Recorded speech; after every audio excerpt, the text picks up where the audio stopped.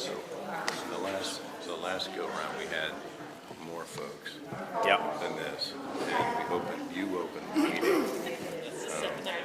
You opened our side, and then No, you opened our side. I know. What I'm saying is, yeah, and then Phil opened his side. Yep. Oh yeah, and then we did time. But we may not. We may because there's so Yeah. few people. I don't think we may not have to do that.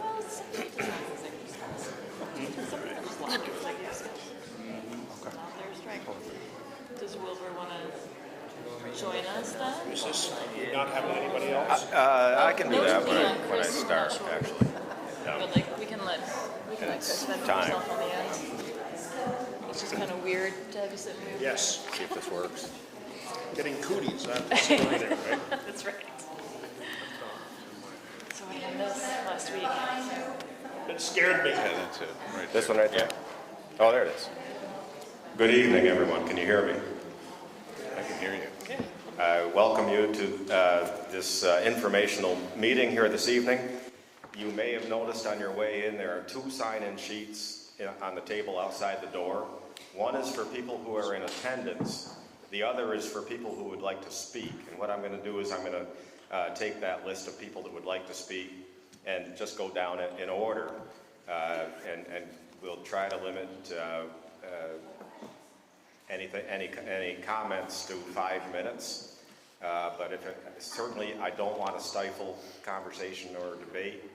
And if anybody has something that they feel needs to be said, I will give you time to do that.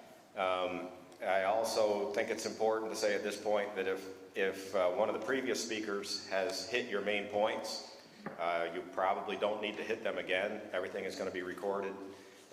You can say that you concur and agree, but we don't need to hit it point by point by point. If it's been said before, this is not a referendum.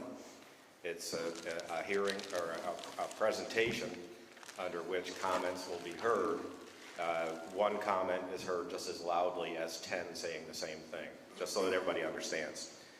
I would like to, at this point, open the meeting for the Manchester Board of Selectmen, Select Board, and then I'll ask Phil, since this is a joint meeting, the chair of the Planning Commission, to open his meeting. I'll call the Planning Commission meeting to order. Okay, we're both in order. What is happening here this evening is this is a presentation, and the presenters are Brian Sullivan from MSK Attorneys and Brendan Gill from Vertex. They represent Verizon Wireless and Bell Atlantic Mobile Systems. And what will happen is once we get through these opening comments, I will turn it over to whomever's going to present first.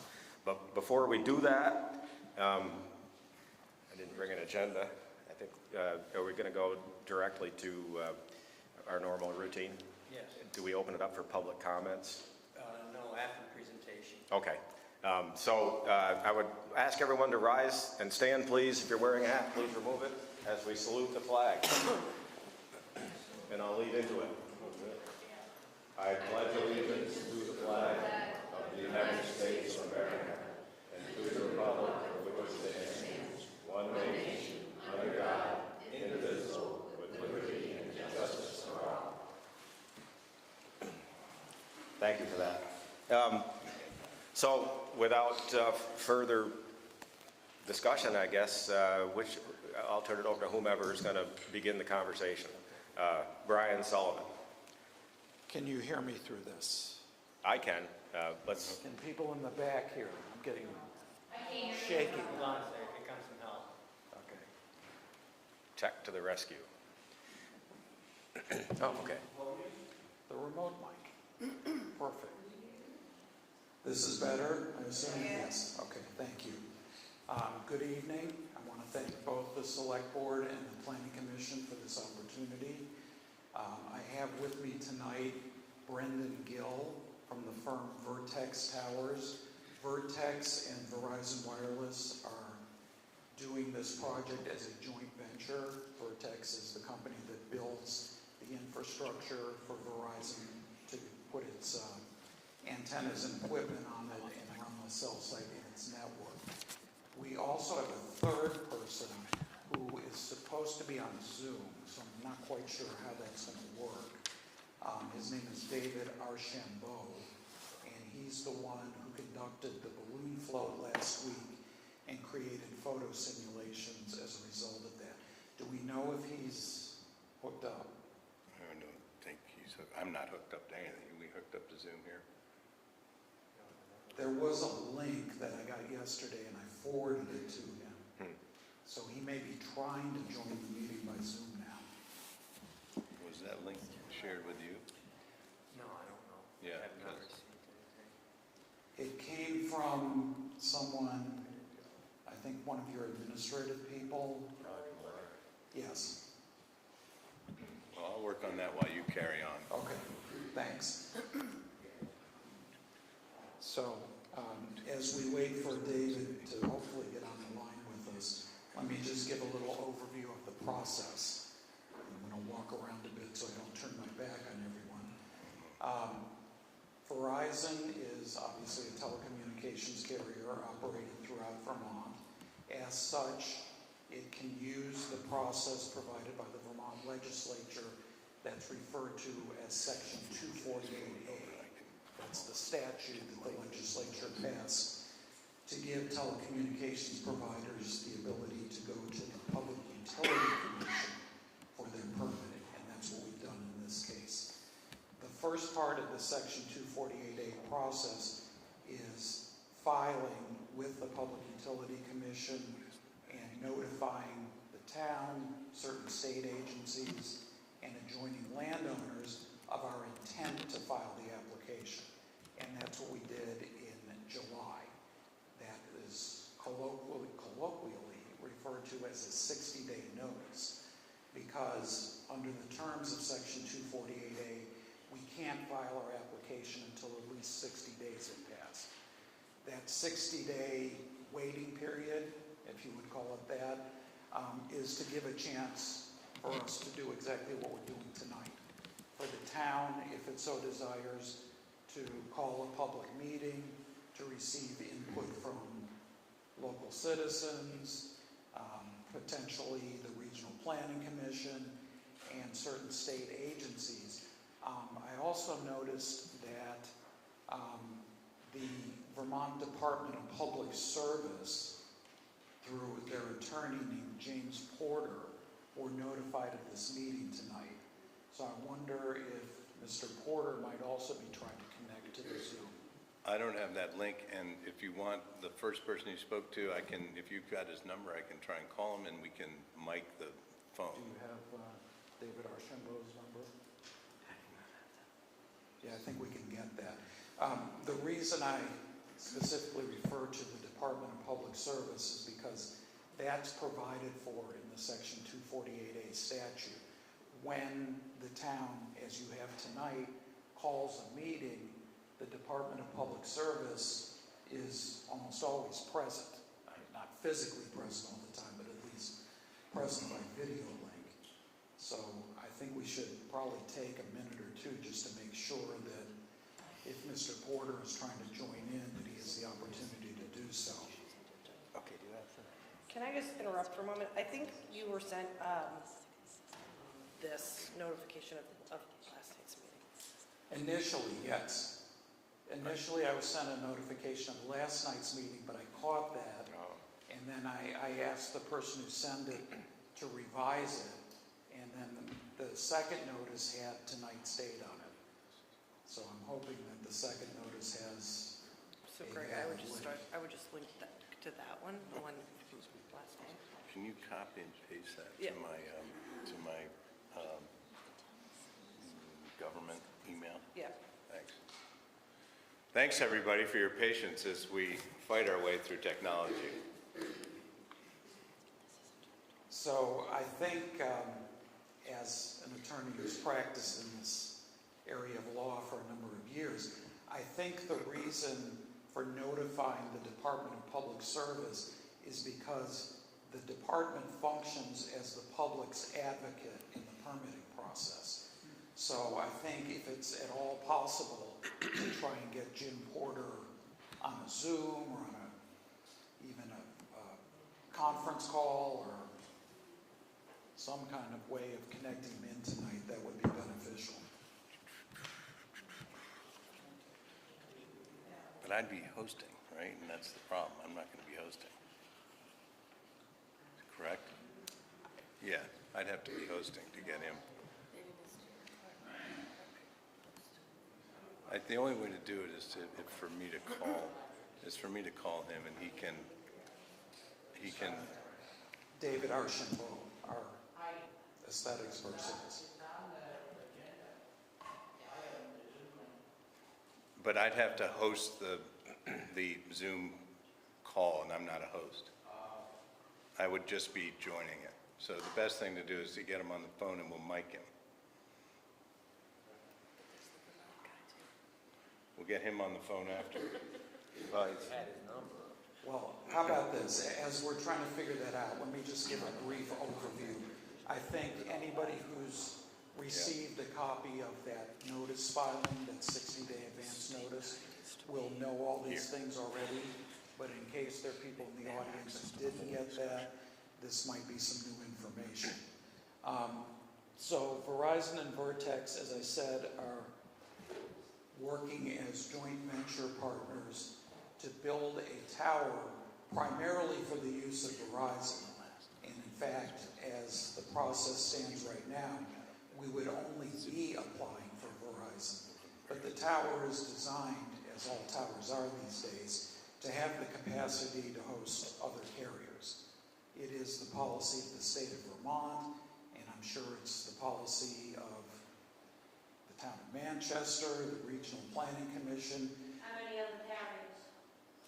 We Do don't, you know, like, how many, is there a limit? You say there could be other carriers, so it could be one or two? Well, let's get into those kind of questions later. Just so you probably already knew. yeah, we can address that when I finish the summary. Right now, the only carrier that's signed on to this tower is Verizon. We hope, based on our experience, that if the tower is permitted and built, other carriers will sign on as well. So the location was chosen to primarily meet Verizon's needs, but also to minimize the impact on things like aesthetics, historic districts, natural resources, and other resources that the state and the community want to protect.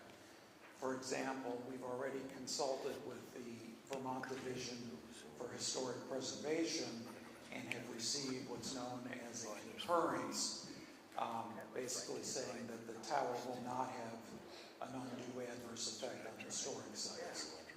We're doing the same kind of consultation with the Vermont Agency of Natural Resources as well. I think the location of this site mitigates many of the typical concerns about cell towers, given the fact that it's located near an existing solar farm. And I think there's a gravel pit in the area, as well as the Civic Center building. Any tower, to be effective for this type of technology, which is usually referred to as line-of-sight technology, as the name implies, the antennas for the users of the tower must have a clear line of sight to the area they're trying to cover. So it's always a delicate balance between achieving that line of sight and creating a structure that is unduly intrusive aesthetically. But we think we've struck that balance, and one of the first things that we're going to show you if we get Mr. Archambault on the line is the photographic simulations that he performed. He floated a balloon, I think it was a week ago, I think it was the 18th, to simulate the height and the placement of the tower. And then he took the photographs of the balloon, and by the way, from most of the viewpoints, as he'll tell you, he was not able to see it at all. But from the viewpoints where he could see the balloon, he took that and he superimposed a digital model of the tower with Verizon's antennas into the photos. So that's one thing we're going to be presenting. We're also going to be presenting what are called propagation or coverage maps. which is also a computer model representing the existing coverage that Verizon has in the area and the added coverage that this site will provide. I should also note, while I'm talking about coverage, that in this day and age, coverage is only part of what the carriers are trying to accomplish. With the use of applications that involve streaming and all kinds of kind of data-heavy applications, it's important to have sufficient capacity as well. You can be in a spot, and maybe this has happened to you, where you'll have a fairly decent cell signal. You're able to send and receive text messages, you're able to initiate a phone call, but you might find that if you try to access the internet, that it's slow, and slow in a way that's frustrating, because most people now are used to having an internet functioning at around 100 megabytes per second. When a cellular network is overtaxed in a particular area, the resources go toward maintaining the connectivity for the calls and the text messages. So the bandwidth dedicated to the data sessions, as we call them, kind of shrinks, and that leads to a very frustrating phenomenon, which I've experienced numerous times in the Burlington area, where, I just want to look something up quickly, do a quick Google search, and then I just see that circle spinning and spinning and spinning. So this site is designed both to increase Verizon's coverage footprint and to add the capacity so that people can continue to connect at the speeds they're used to and maybe even see improved connection speeds. So at this point, I'm going to ask, do we have Mr. Archambault? We do not. I think they're working on it in the back of the room.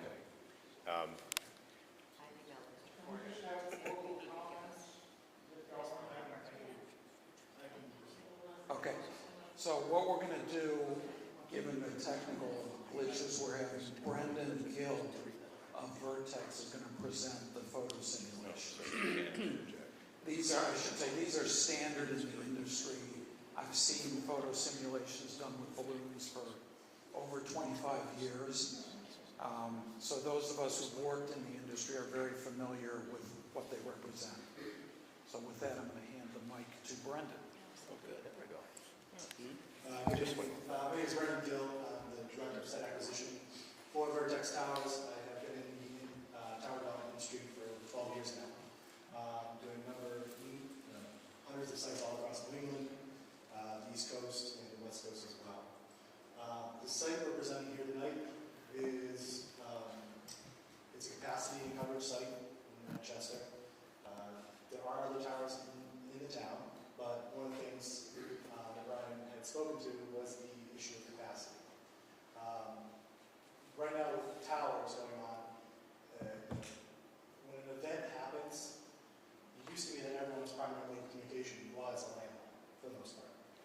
It's switched over now that the primary use is cellular. The issue is that the cellular infrastructure is not where it needs to be to be a reliable source. For emergency calls, for instance, a cell site can't distinguish a 911 call from some teenagers making plans on a Friday night. So when someone's trying to make an emergency call out and there's too much capacity in the area, you can drop the emergency call and allow the other conversation to go on. It doesn't have the ability to distinguish what's going on. So we're trying to create sites that have that capacity to alleviate what's existing, to provide additional capacity, and the coverage footprint as well. There is no such thing as a perfect cell site ever. We have to deal with things such as topography, land restrictions, visibility, and then as far as economic situations as well, how much is the cost of the site and things like that.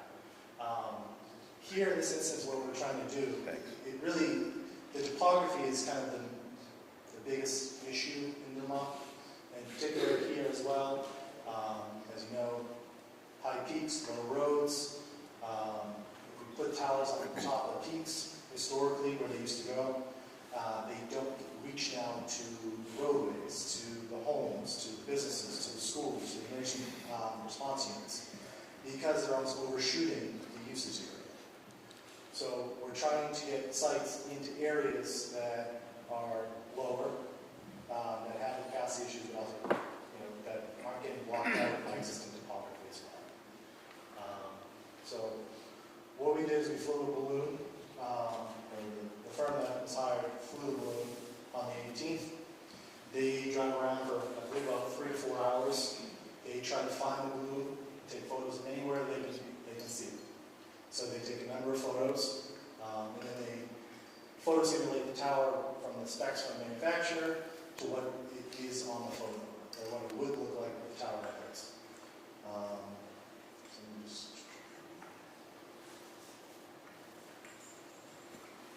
This visual up here is the radius, the driving radius. The red indicators indicate where the tower is not visible. The yellow indicates obstructed or partially visible, and the green would indicate a fully visible tower. How can you tell the difference between yellow and green? I can't. Number 2 is yellow, and number 4 that's on top of it is green. I don't know if you can see those. I'll go through the photos and we'll say at the bottom whether it's visible or not. Choose colors that are distinct. This is what the firm Okay. used. Did they take any photos? Well, I think we're going to see a number of photos, so let's let this presentation continue, please. This is the photo from the parking lot at the Riley Rink. That's at 140 feet. That's where the balloon's flying. The next photo you'll see is a photo simulation of what the tower would look like if you were standing in the parking lot level of the tower.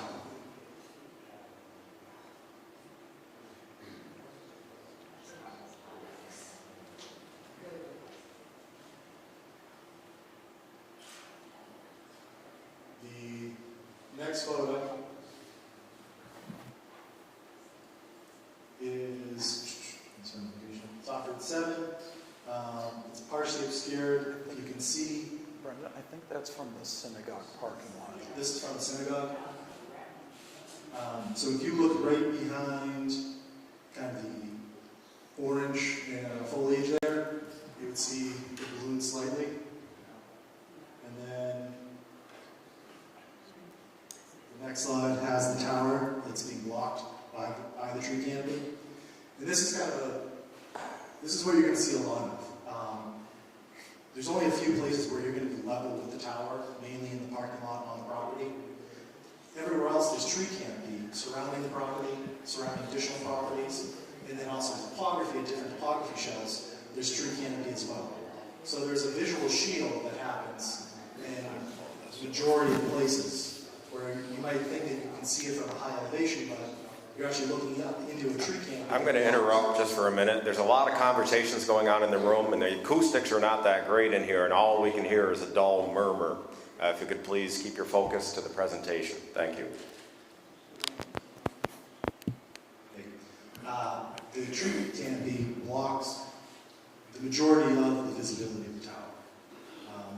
So there's going to be a lot of photos here that you just can't see the tower because it's being blocked up by existing vegetation.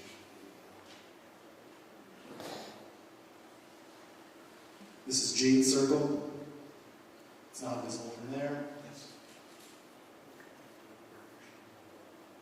This is from the town hall parking lot and the It would be now. police and fire station, We could do it now. where it would be directly over the roof of that municipal building. If we could.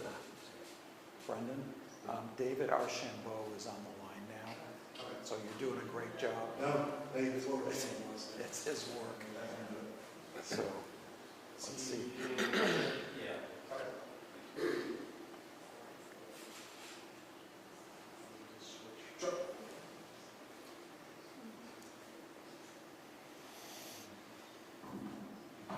Do you want me to bring up the Jeopardy music?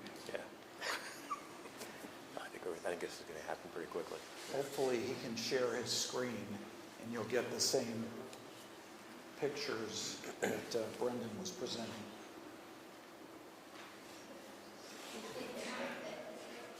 Thank you, Brendan, for filling in. Okay.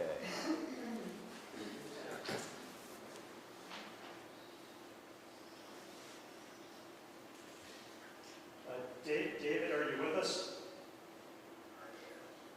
Okay.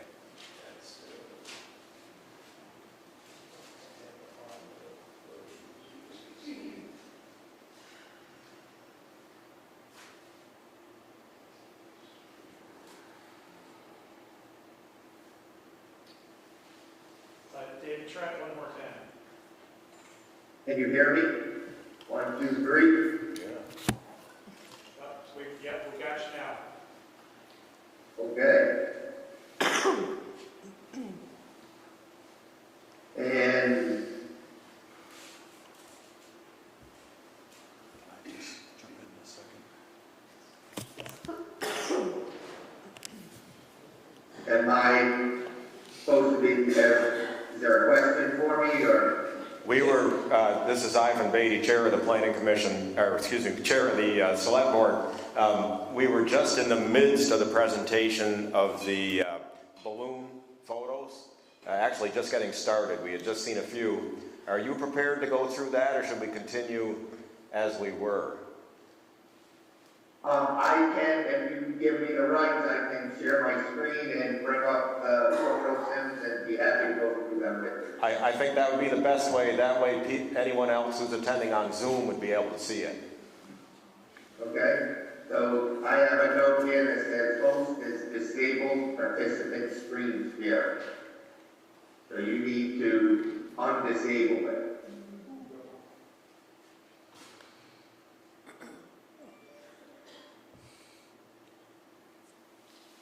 Can you give that a try now? I think that'll work.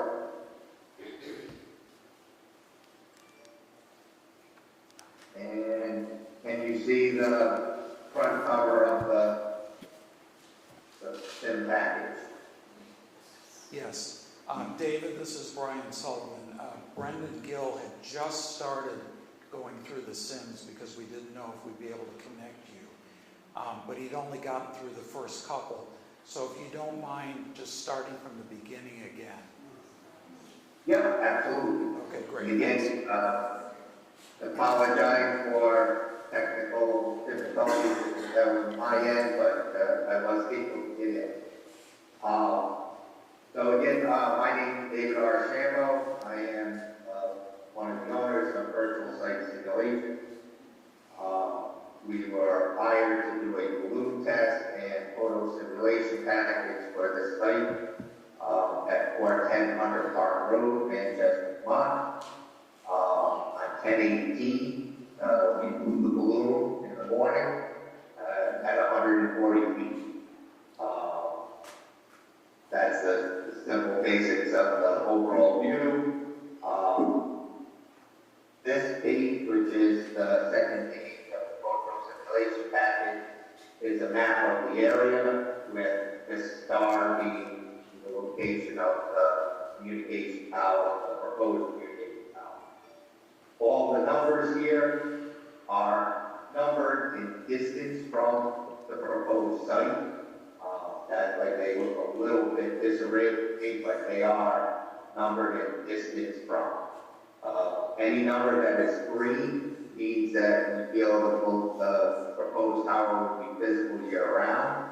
If it's yellow, you are seeing it through trees, obstructed somehow, could be fencing or just something that's obstructing the view, but it is still visible. And then wherever the numbers are red, it means we could not see.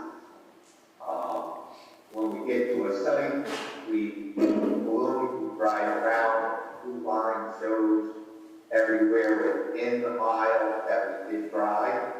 And just because there is no picture in a certain spot doesn't necessarily mean you don't have a photo from there.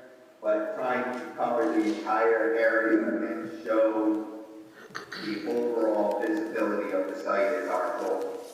So on this case, you can see photos 1, 2, 4, 6, 9, 13, and 19 are the physical places that we could find that were visible to see the proposed tower, or in this case, the balloon where the proposed tower is. That being said, photo 1 is clearly very close to the site. You can see the balloon here. The balloon is inflated to a 3-foot diameter, which does help us in scaling the size of the simulation. We know the size of the balloon, so we can use that as scale along with the other map that's involved for putting this in. So, photo 1, the simulation, showing a 1 carrier tower. Very simple. The base equipment would be hidden from this angle by the solar panels. Photo 2 is by what I believe is the synagogue, right on the corner of the parking lot. And at quick look, you would say you can't see it, but it is here, right here in the middle. And when you get to the photo sim, you can see it. But again, there are trees here that have lost leaves. I don't know if these trees would be fully leaved or if they are dead trees. I'm not sure. But obstructed view, you can see it. Elsewhere in the parking lot of the synagogue, it was not visible. That was where we could see it, so we did get a picture. A little bit of information on all of these.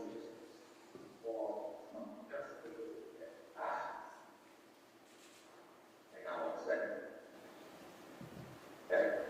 All of our pictures at the bottom are numbered. So when you look at the number of a photo, you're not looking at the page number, you're looking at the photo number. Approximate location, we put down the road, we don't put down the exact address because that can vary. We do put down the coordinates. Every picture that is taken is geographically located. We have the distance from the proposed site, the orientation bearing, and describing its visibility. So on photo 1 again, it is year round, so we have year round visibility. Photo 2 we just went over. Photo 3, balloon was not visible from this location. In this area, looking through the trees, we were not able to see it. Very simple. Fire station, I believe, here. And clearly, you would see the balloon right above the fingertips of my hand. And you can also, right now, see existing whip antennas on this side, along with the windsock. And we're actually, in this view, the whip antennas are higher than our proposed communication tower. That exempt the simulation of the tower in the same location. And again, you can see these antennas are a little bit closer in the field, so they are thick. But again, as height goes, we are below the height of those existing antennas. And again, you'll see most of these photos will say the balloon is not visible. We have some information with us when we're driving around, so we know the direction of the proposed tower, and we try to find areas that you're not just looking at a tree, that there is potential to see it if it were going to be visible, and it would be right in this area, and clearly it is not visible. So this photo, because there is no can't see it, it's beautiful. Again, right in the middle of the photos, sitting right there, which gives you this simulation. And we're standing in the road. The balloon is not visible from this location off of Depot Street. Get off on street, was not visible, and you can see there are a lot of pine trees in this area as well, so even during winter times when all of these leaves are completely gone, it is still very likely that it's not going to be visible at all. We're over at the park area, and you can see that we are half a mile away. The balloon is getting smaller, but it is right there. And there's a simulation. And you can see here there are white towers with significant size lights on them here at the park. And the balloon is not visible off of Pending Walls Road, or at least this location of Pending Walls Road. There was some construction here, the balloon was not visible from Davidson. I'm not sure what the name of that street is. Flats, maybe. But you can't see the balloon. Again, not visible from Pending Walls Road from a different location. But again, taking pictures from where the tree line is set back a ways, so if it were going to be visible, we're not trying to take the picture from up close to some trees that happen to be on the side of the road. And this is a good picture of that, where you can see that this is a fairly small hole in the trees, and this one is going to be visible. See it just barely right on top of my fingers there. And this is from quite a ways away. It's more than half a mile away. And obviously, if we went just a foot or two to the right, or at a very knee to the left, this was not visible from here. There's the tower. Because we're up on a hill looking down, and these other structures in the hill here are going back up. This is set down in the valley here, and it has a backdrop of land. So it's not sticking up above the ridge line, so you tend to get considerably less, even though it's there, it's considerably less visible. Again, Stony Field Road, a soccer field, and the balloon was not visible from this location. Also not visible from this road. Not visible from Village View Road. Overlook Road is not visible. And now we're essentially 3/4 of a mile away. When you see it, we're going to see that it's going to look fairly small. Green Mountain Road, not visible. So we get to Main Street, and it is visible, and it is just above my fingertips here. And you're not going to see much of it. Even what you do see of it is going to be very small. Right there, and again, if we were to zoom right in, you would see that it is full size already. But as you can tell, that balloon is very difficult to see, and that is 3 feet across. So it really is, at this distance, not visible again, not above the tree line here as well. So it would tend to be, for the most part, as you grow back this, unless you were looking for it, it would kind of get lost in the trees. Not visible. Not visible from Bonnet Street. Not visible from, I guess that's Vermont Road 30. Not visible from Memorial Ave or Windmill Road. Also not visible from Bryant Road or from Main Street, more into the settled area. And visible. I believe we're getting close to the end here, another location on the same road. You can see we're right next to the Hanley Farm Road area, that section. This is 1.05 miles, so it's really at the limit of what we typically do our view sheds for. I'd be happy to go over any particular photo that you're interested in, photo before. But again, as you can see from where the green dots are, the yellow dot, there was not very many visible locations.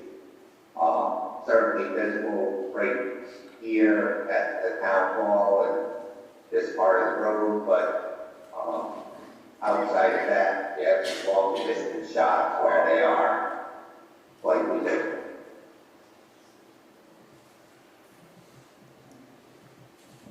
Any questions?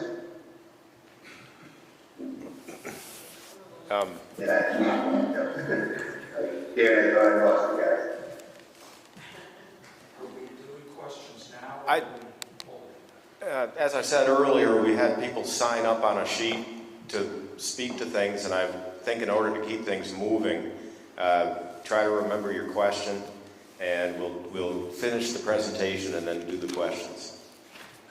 Thank you. I'm cognizant of the time. It's 6:45, so I just have a couple more things. First, we will make these simulations available to the town so that people who want to view them can coordinate with the town to be able to look at them at their own time. And second, just in a couple minutes, Brendan is going to go over the other set of computer-generated models, which are these predictions of the coverage and what we call propagation mix. So Brendan, if you can do that, then I think we're finished with the presentation.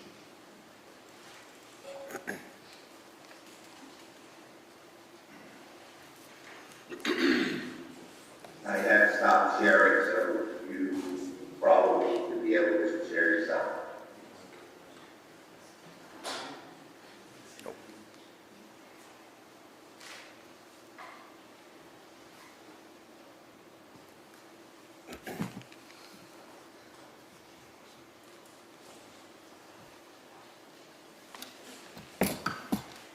But before you start, Brendan, I just want to ask, are you still maintaining the Zoom link for the people that are trying to attend? Thank you.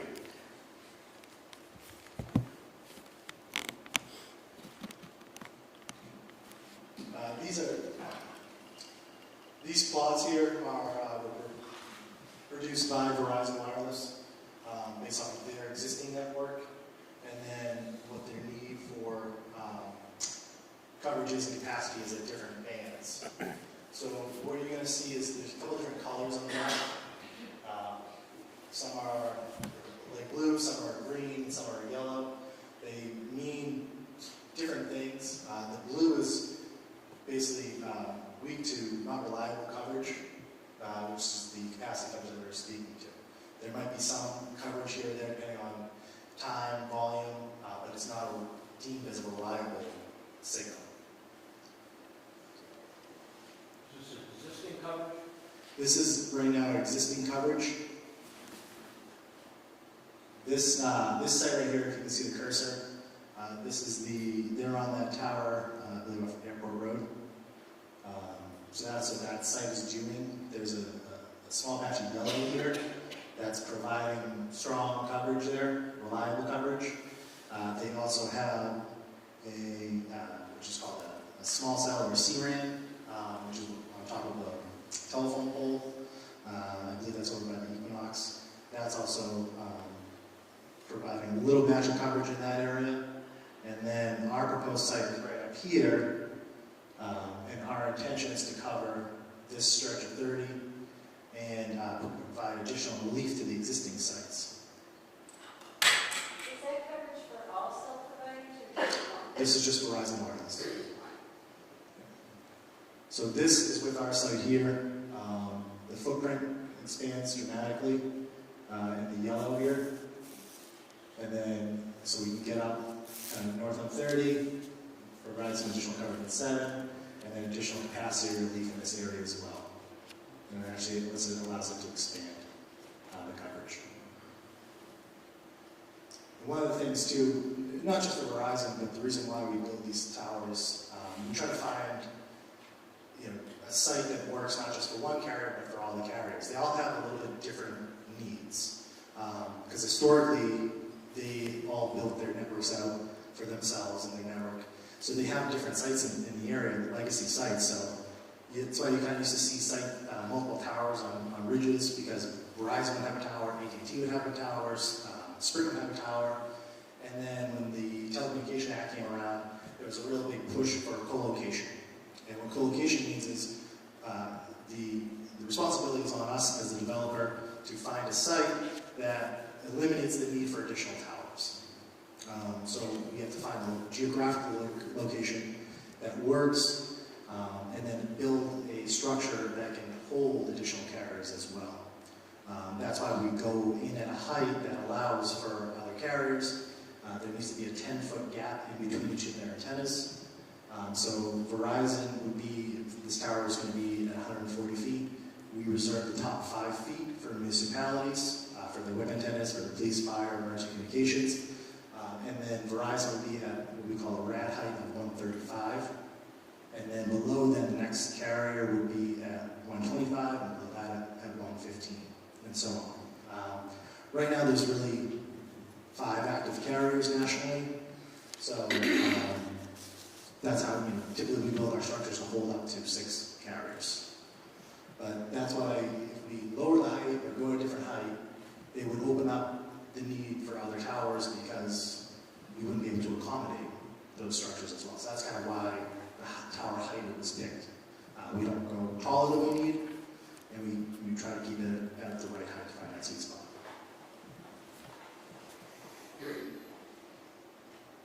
And all this information will be given to the town as well.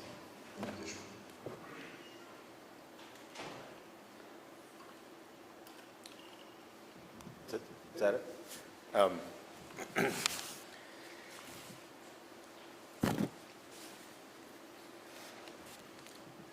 the lights back. Yeah, let's turn the lights up just a little bit. I think we're done with the screen. And we want to keep everybody awake for the discussion. Thank you, Brian. Thank you, Brendan, for that information. I have in front of me the list for speakers, and I'm going to go right down the list in order. And I'd like to allow 5 minutes per speaker. And we'll start with Steve Nichols, and wait for the microphone. We're going to send a microphone your way.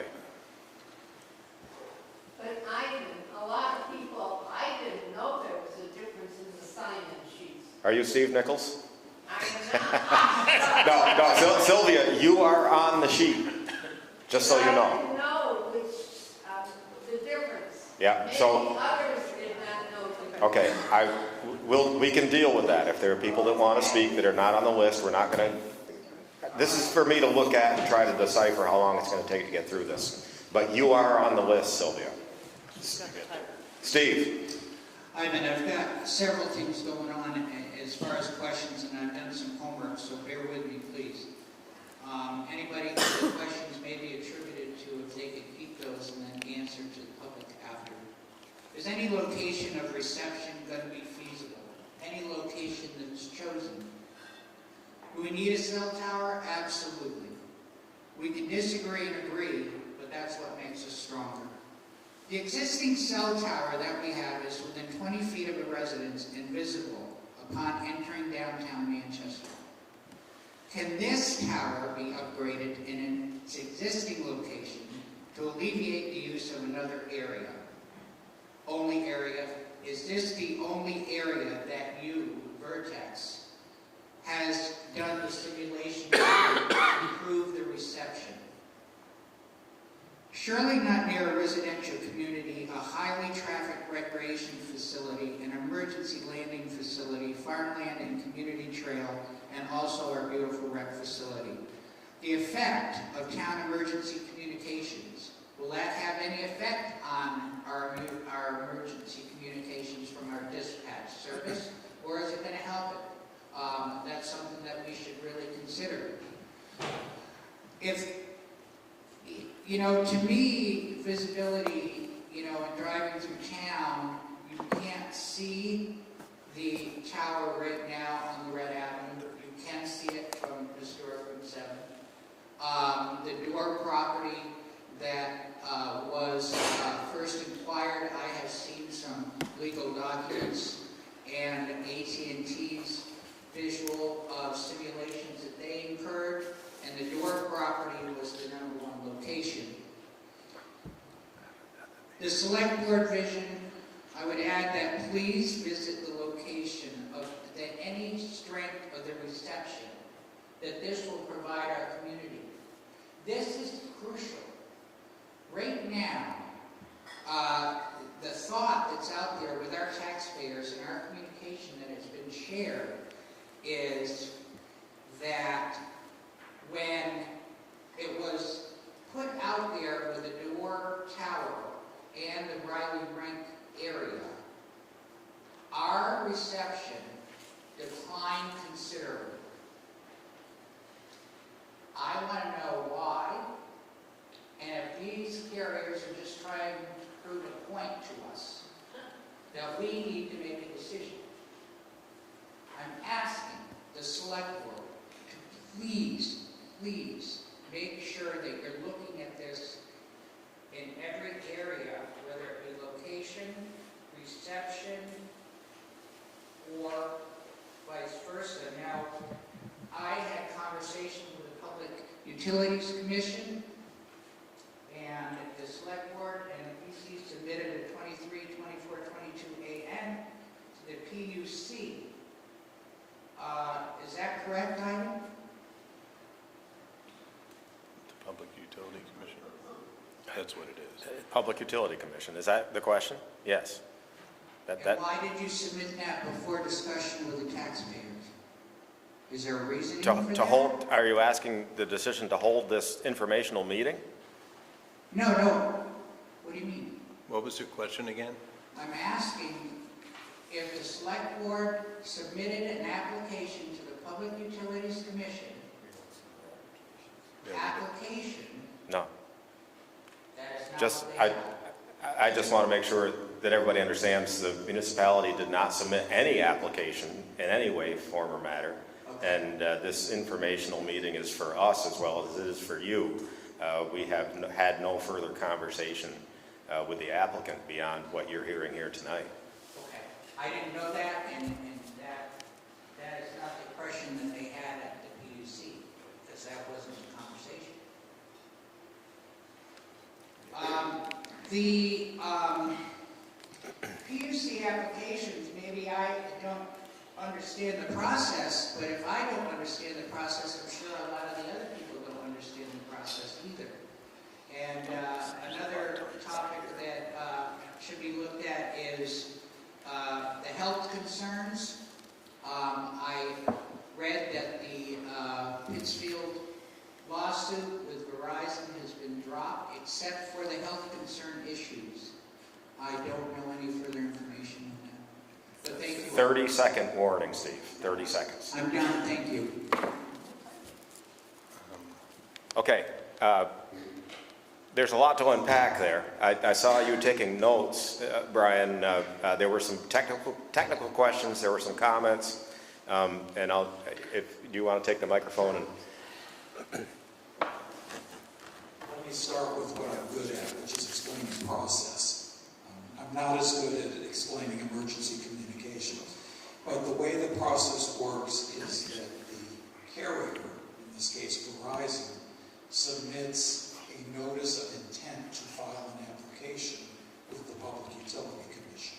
That's what we did in July. We have not yet filed the application. One of the purposes of tonight's meeting is for the public and the boards, if they want to communicate information to us that the public and the boards think we should consider or address in the application. But no application has been filed yet. As far as emergency communications, this will certainly not cause any detriment to existing emergency communications. And as Brendan said, there's the possibility that the providers of emergency communications might want to put their antennas on this tower so that they have even better service. That's about all I have. Thank you, Brian, and thank you, Steve. The next speaker on the list is Deb Murphy or Dee Deb Murphy? D. Murphy? Be here, Mom. Oh, okay. I'm sorry. I was having trouble getting through it. We'll get a microphone to you. Can I stay seated? Is that all right? Is it Hi, working? everyone. My name is Dee Mirvan. I live at 141 Mirridge Road in Manchester. I actually work for the state of Vermont. I need to disclose that for the Department of Health. I also am a volunteer on the Manchester Mershire Rescue Squad. I will say on the dispatch question, and I don't know the science on dispatch, but I know when we have issues, it's not in Manchester, it's in much more rural parts around the town. But I'm here tonight to talk about the siting of cell towers. I did a little research in the last week. It's definitely new to me. I'm amazed how few studies there are out there internationally on this issue. So I'm coming up with a new term called Smart Selection of Sites, SOS. And the idea here is if you look around Vermont, the states around us are doing things like forming commissions on this issue because I think they're making it really hard for small towns and citizens to figure this all out by not giving us criteria and more selection of site criteria to help us figure out where good sites are. So in looking at the research I found, Department of Public Service really oversees the PUC, and the three top missions of the division that oversee the PUC are promoting the interest of the general public in the provision of our telephone and cable services, advocating for the deployment of telecommunications infrastructure that can support the diversified sets of services that we all want and need, and number three, get ready, protecting the public health and safety and ensuring that safety. So I think we're rushing into some of these sightings, and three areas I just want to mention, and then I'm going to let other folks talk. Safety of neighbors. This particular site, I've walked it, is very close to a large residential housing development, our trailer park. I think we have 67 families that live there, and I measured it as 0.12 of a mile from the closest trailer to this particular site. So I think the safety of neighbors is number one. We don't know how much radiation these towers give, but the new studies that are coming out, both in our country and other countries, are saying the minimum should be a half mile from residential properties, number one. Second is aesthetics. I think other folks will mention some of that, but our view shed is really important in Vermont. A lot of the pictures we saw tonight were from locations in the valley, down in the valley, not up on our ridges.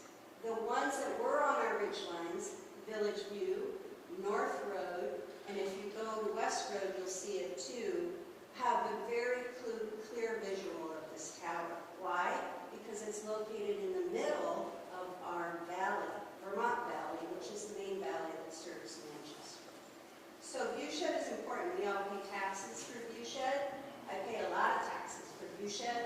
So I think that really is important, as do my neighbors. Lastly, coverage and capacity is hugely important, and I appreciate the information that's presented here tonight.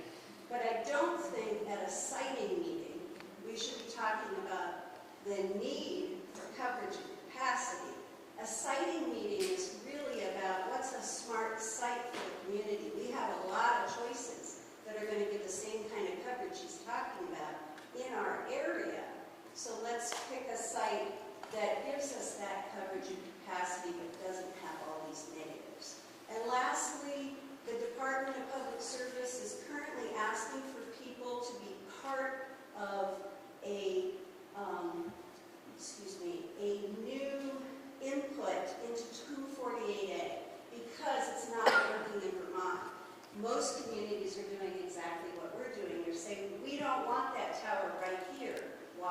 because we don't have good criteria.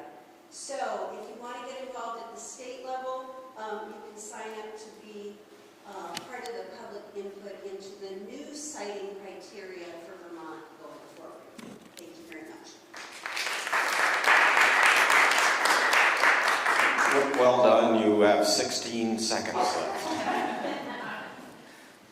Ivan, could you say that person's name? I didn't catch it when you started. D. Call me D. D. Mirvon. Thank you. Quick response. Ms. Mirvan covered a lot of points. I don't want to be a nitpicky lawyer, because no one likes lawyers to begin with, much less ones who pick nits. Actually, the Department of Public Service's role is as an advocate in the process that's conducted by the Public Utility Commission. So the Public Utility Commission makes the final decision. As I said, I don't remember his exact title, but James Porter of the Department of Public Service was invited to attend tonight. I'm not sure why he didn't, but their office, monitors these situations. And then finally, the question about health and safety is one we hear a lot of. There's a lot of conflicting information out there, and frankly, as with a lot of scientific information that's available online, there's a lot of it that's not really reliable or accurate. The standard for exposure to radiation from cell towers is set by the Federal Communications Commission. It's a nationwide uniform standard.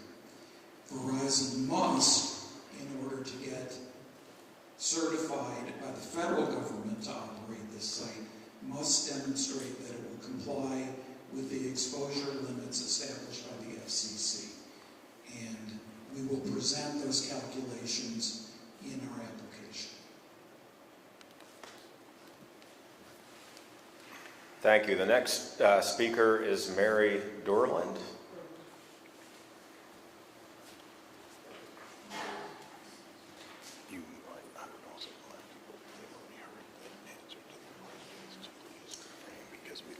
I want to speak about the elephant in the room. I think that's an oxymoron. I want to speak about radiation and its impact. There are various kinds of radiation, and most of them, as we've accumulated knowledge over the last half century and so, aren't good. Your microwave.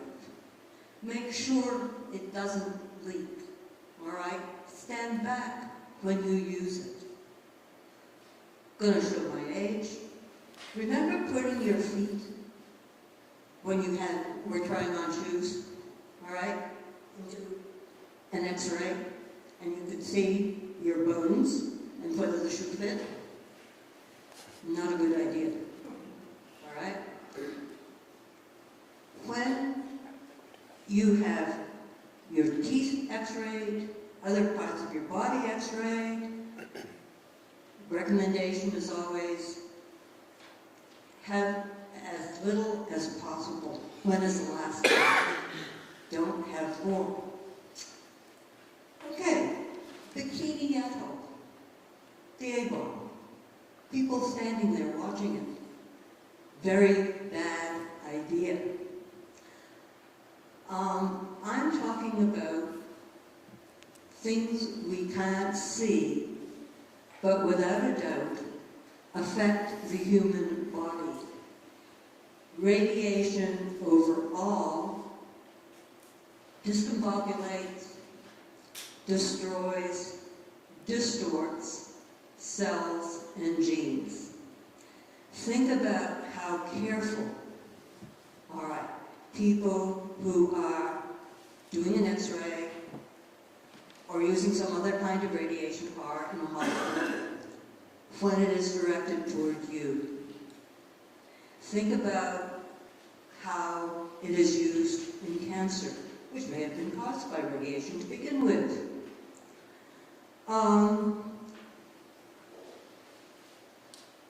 I have electromagnetic sensitivity. This means that I sense what electromagnetic fields are. And I have to leave.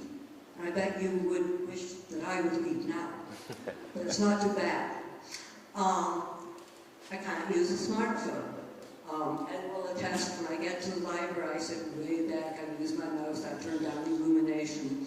And by the way, the recommendation is always, if you have a computer, a smartphone, don't look at it before you go to bed, Have your children be distant as they can be, from our various TVs, etc., etc., etc.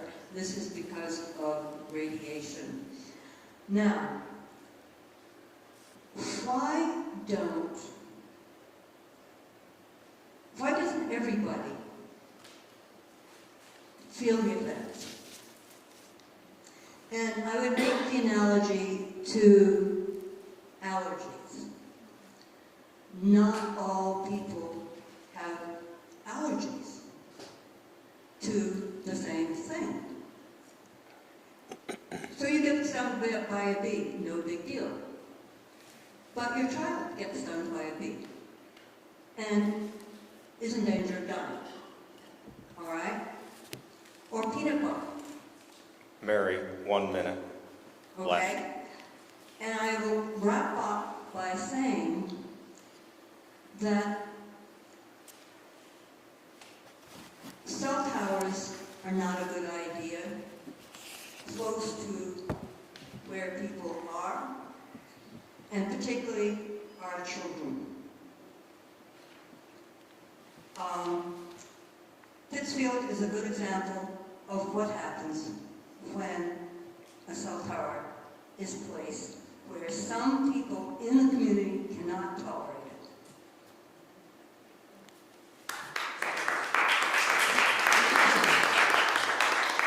Thank you. I feel like it's a little bit rude of me to interrupt. Is it helpful for me to tell you if I have a minute left? Okay, all right. The next speaker is Tim Stevenson. Do you want them to give us the chance? Oh, did you have a response? I'm sorry. Just quickly, thanks. In addition to being a lawyer, I'm also a ham radio operator, which gives me enough information about RF radiation to be dangerous. So I'm not a physicist, I'm not an RF engineer, but I do know one thing, and that is that X-rays are what is called ionizing radiation, whereas the radio signals, which is what cellular networks use, the same way the fire and rescue or an FM broadcast station uses radio signals, those are non-ionizing radiation, and that's the polar opposite in that field. Okay, next speaker, Tim Stevenson. Thanks. I'm glad to be here, glad to live here. We live in the center of town. I think the location is great. We need Verizon service to do business. There's no ifs and buts about it. You can't take a credit card. If people want to pay their taxes, they have to be able to do business. I wish we could move forward quickly on this, and I'm very thankful that Verizon's here. Thank you.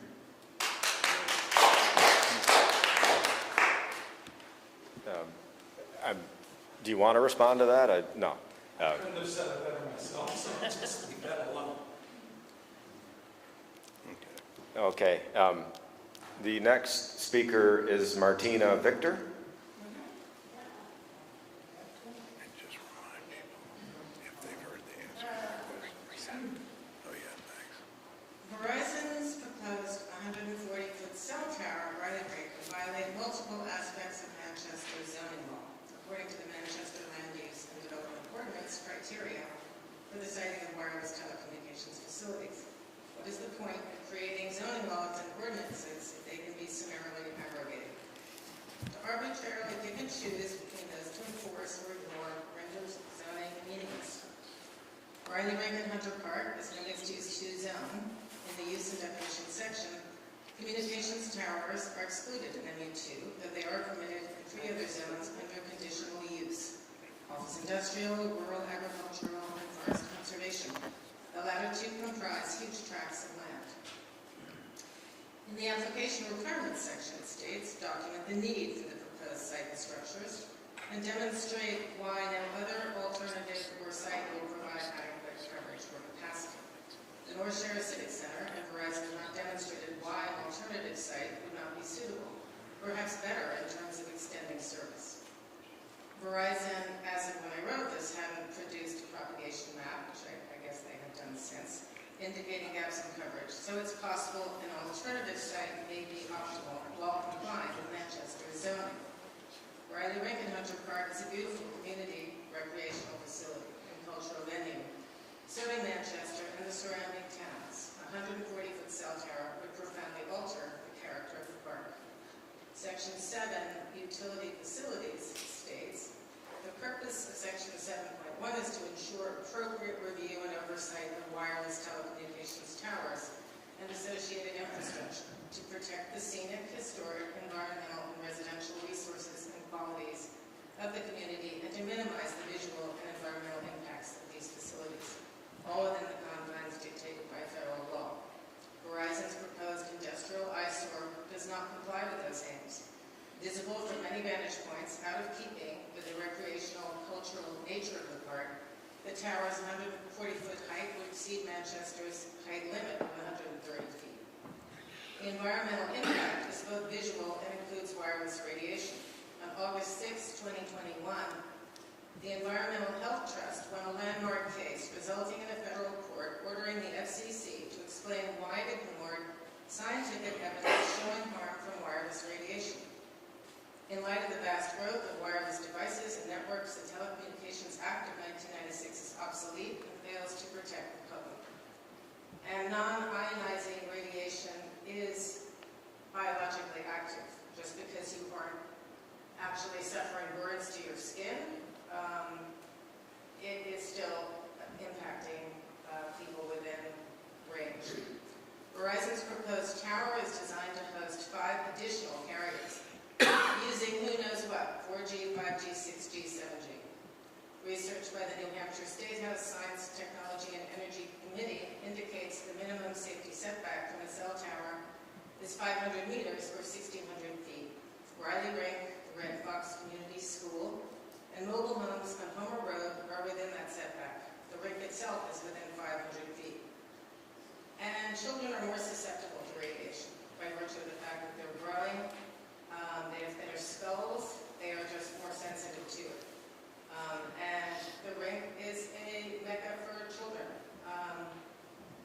It's all the sports events, all the things that, transpire there. There's a lot of children. And the children on Homer Road, the mobile homes there, and Red Fox School. In the locations section of the zoning regulations, it states, telecommunications towers and associated equipment, buildings, and infrastructure should not be located within the approach or departure routes or patterns of an approved airstrip. Verizon cell tower would be dangerously close to Manchester's emergency helicopter pad. Martina, 1 minute. With all due respect, Manchester Select Board, Planning Commission, and Zoning Department must protect our community from this blatant zoning transgression. Not to do so makes a mockery of Manchester's zoning laws. I would just add that, this is a community facility, and we have a petition going, which we currently have about 260 signatures, which is basically saying it's an unsuitable location, and that we urge Verizon to find something that is literally not, on top of a recreational facility that is used by all the surrounding towns. And so we have signatures from, Dorset, Arlington, Manchester.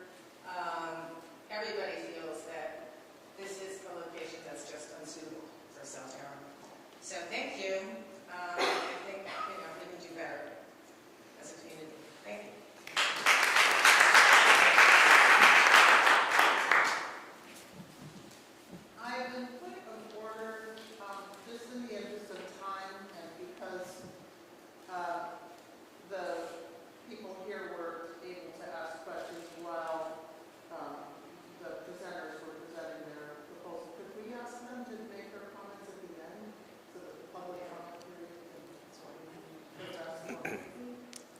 I think in the interest of continuity, it makes more sense at this point, since people are asking specific questions, to have the presenter answer those questions. I would impose the same limit upon him, but he's been very concise with his answers.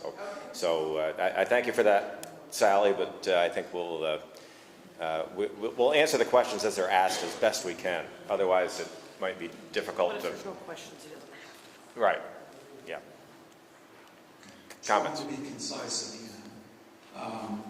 The point about and I don't know whether this is correct or not, but even if it were, conflict between what Verizon's proposing and the zoning bylaws in Manchester, that's actually resolved by Section 248A itself, which says that if an applicant applies to the Public Utility Commission under Section 248A, the zoning bylaws do not apply. And that's in subsection H, as in Hotel 1 of Section 248A. As far as airspace concerns, that's something else that Verizon must comply with, and the regulatory body there is the FAA, so they'll have to submit an FAA study and be approved before they can go ahead with this. And then Brendan, I think, wanted to speak to more about the zoning. Yeah, just to touch a point on the town zoning, where our tower is located, adjacent property is in that zone that's permanent under the bylaw. Now, looking at that property has many challenges, but we looked at it from 2 points. The community rink is a great landlord and a great host to the town. They expressed extreme interest in it to keep their operations going. Obviously, it's a rink that does a lot of value. It's a property that does a lot of value to the community. So we understand that, and there's not very many opportunities that we get when we can, bridge that community gap and siting a tower. So we do look at all alternatives. This is one where we looked at, it's right on the line. The visual impact is going to be probably worse in the industrial zone. And when those zones are created, they're not keeping in mind, I'm not sure exactly when the zones went into place, but a number of years ago, I'm assuming. But there was they're arbitrary zones. You're saying you can put this here, you can put that here. That's just not the way that telecommunications and networks work, because the signals and the sites, you might already have a tower in that zone, and it's only allowed in that one zone, which would not allow coverage in the whole other part of town. So that's why when we're not disrespecting the zoning bylaw, we have to look at it to the point of where the tower is needed from a coverage standpoint. So, that's all. Isn't there something about substantial deference in 248A also? I think, Sally, that would be an important point to take up. I realize that we may have brought the list in before you had a chance to sign it, but I certainly will allow you to speak in order. That's probably a good question. Hang on to that. The next speaker would be, I'm having trouble reading this, Teresa. I'd like to hear what Sally has to say before I say something. Are you going to yield? I want to speak, but not right now. I'd like to hear what Sally has to say. I think she's asking a really important question. It might affect what I want to say. Okay. We're all friends. We're all friends here. Sally, are you prepared to do you want to speak to other things, or do you want to just present that one question? I could speak to other things, but I think if you're going to allow the Verizon people to counter. Well, let's not argue on that. Do you want to pose your question now? Sure. Okay. I just wanted to make the point that if we're going to be talking about preemption and what state law allows, if state law is going to allow these applicants in front of the PUC to preempt local laws, then let's be thorough in describing what 248A says. And my understanding is that it says that the Public Utilities Commission will give substantial deference to local ordinances and town plans. So I just want to make that point. Two other points that I wanted to make, or one is actually a question, and that is, do federal wireless emergency alerts, such as Amber Alerts, disasters, weather warnings, do those preempt local cell phone users?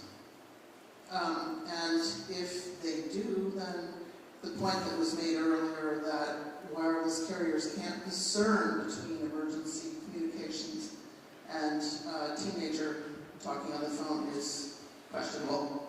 And I'd also like to corroborate what Dee Mirabone said earlier.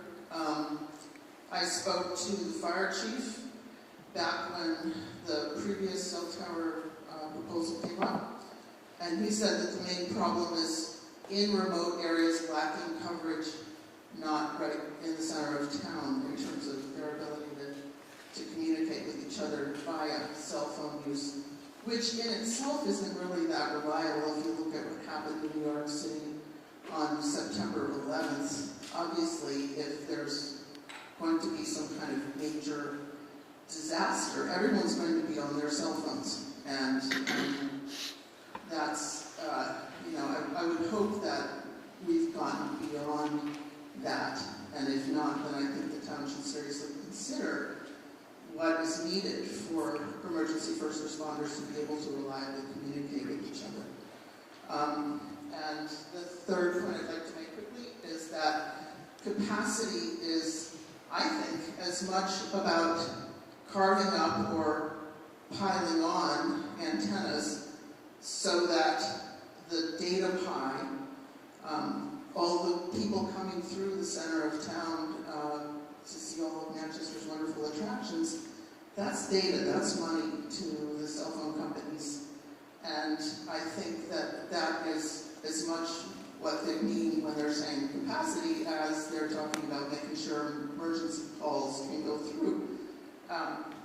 So back to point 2, is the best site to accomplish the reliability of emergency communications necessarily going to be the best site for the cell phone companies to increase their capacity, their piece of the data pie. And I think that's something that the Planning Commission should be thinking about when they make this decision. Thank you.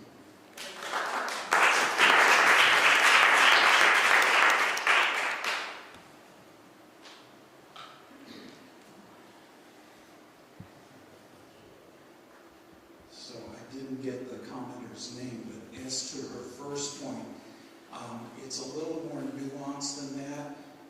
She was correct in using the phrase substantial deference, but the substantial deference is only to a recommendation made by one of 3 parties: the Municipal Select Board, the Municipal Planning Commission, or the Regional Planning Commission. And in each case, if the recommendation is made, it has to be based on either the town plan, the town zoning bylaw, or the regional plan. So in other words, if the town, I'm not saying this would ever happen, but if a town said, we just don't like it, we just don't think we need it here, we don't like the way it looks, that would not get substantial deference. It has to be grounded in one of the regulatory documents. And the other thing is that substantial deference creates a presumption that the party making the comment is correct, but the presumption can be overcome if there's evidence submitted of overriding public necessity and public good. And then Brendan has a couple more comments. Just to, forgive me if I forgot one of your questions, we haven't answered. The federal emergency messaging, the one that kind of scares everyone and pops on, that gets overridden by the FCC on all their networks, because the FCC controls all of the licenses. So they issue licenses out to the providers, but they regulate the licenses. So there's federal law that requires federal emergency communications to come out on those time frames. So it's a different signal than a voice, like a call signal. emergency circumstance, it's coming over a data signal, so it's a different avenue or different conduit to get that signal. And then, well, there are two different. There's voice and then there's data. So a voice signal is what you talk over your phone with, and a data signal works a little bit differently. So they can override a data signal to the device from the FCC office or wherever they send the signal from. And then as far as the local municipalities and their WIPs, they operate a little bit differently than wireless antenna does. So they go up there like those little rods, and then they whip around, and they have a little bit longer radius because it's a different type of signal. It's a little bit stronger. The police fire station have one right now at a really low height. So at a higher height, that signal is going to increase the coverage to those outer areas. So.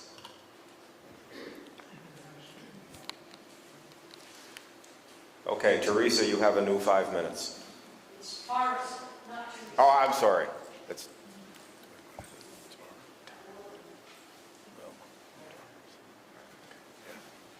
Well, I'm not really even sure where to start.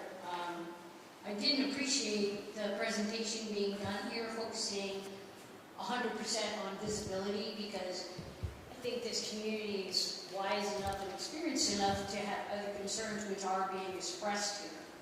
So it's interesting to me that the gentlemen that are representing the Verizon are, looking at our town and saying, well, maybe our zoning laws aren't up to date when the FCC made the laws when. And as a citizen and a human being in this community, I think that we're moving way too fast, that the town should be deciding what we need and how we want to provide it, and not a corporation that lacks total transparency. Meaning, like, whenever they're asked a question about how much are these people being paid, well, that's private information. That's a lack of transparency. We are all human beings in here. We all have shadow sides. Reality can be greedy, too. Okay? And, when you're throwing a good amount of money at people, they can lose their conscience, and it can actually be lowered, which makes people make decisions that don't really take the community at heart. They're only looking at, wow, I can retire earlier. Wow, I can build a $1 million house or whatever. So this is very interesting that the corporation can say our laws, well, maybe we need to look at our zoning rules, and they can't even tell us about the radiation that's coming and what is acceptable tonight about, they're going to tell us that later. Well, we're concerned about that now. And I don't know how many people took my challenge when I said, go get a meter. Did anybody in here get a meter? I know one person did. And go and check it out.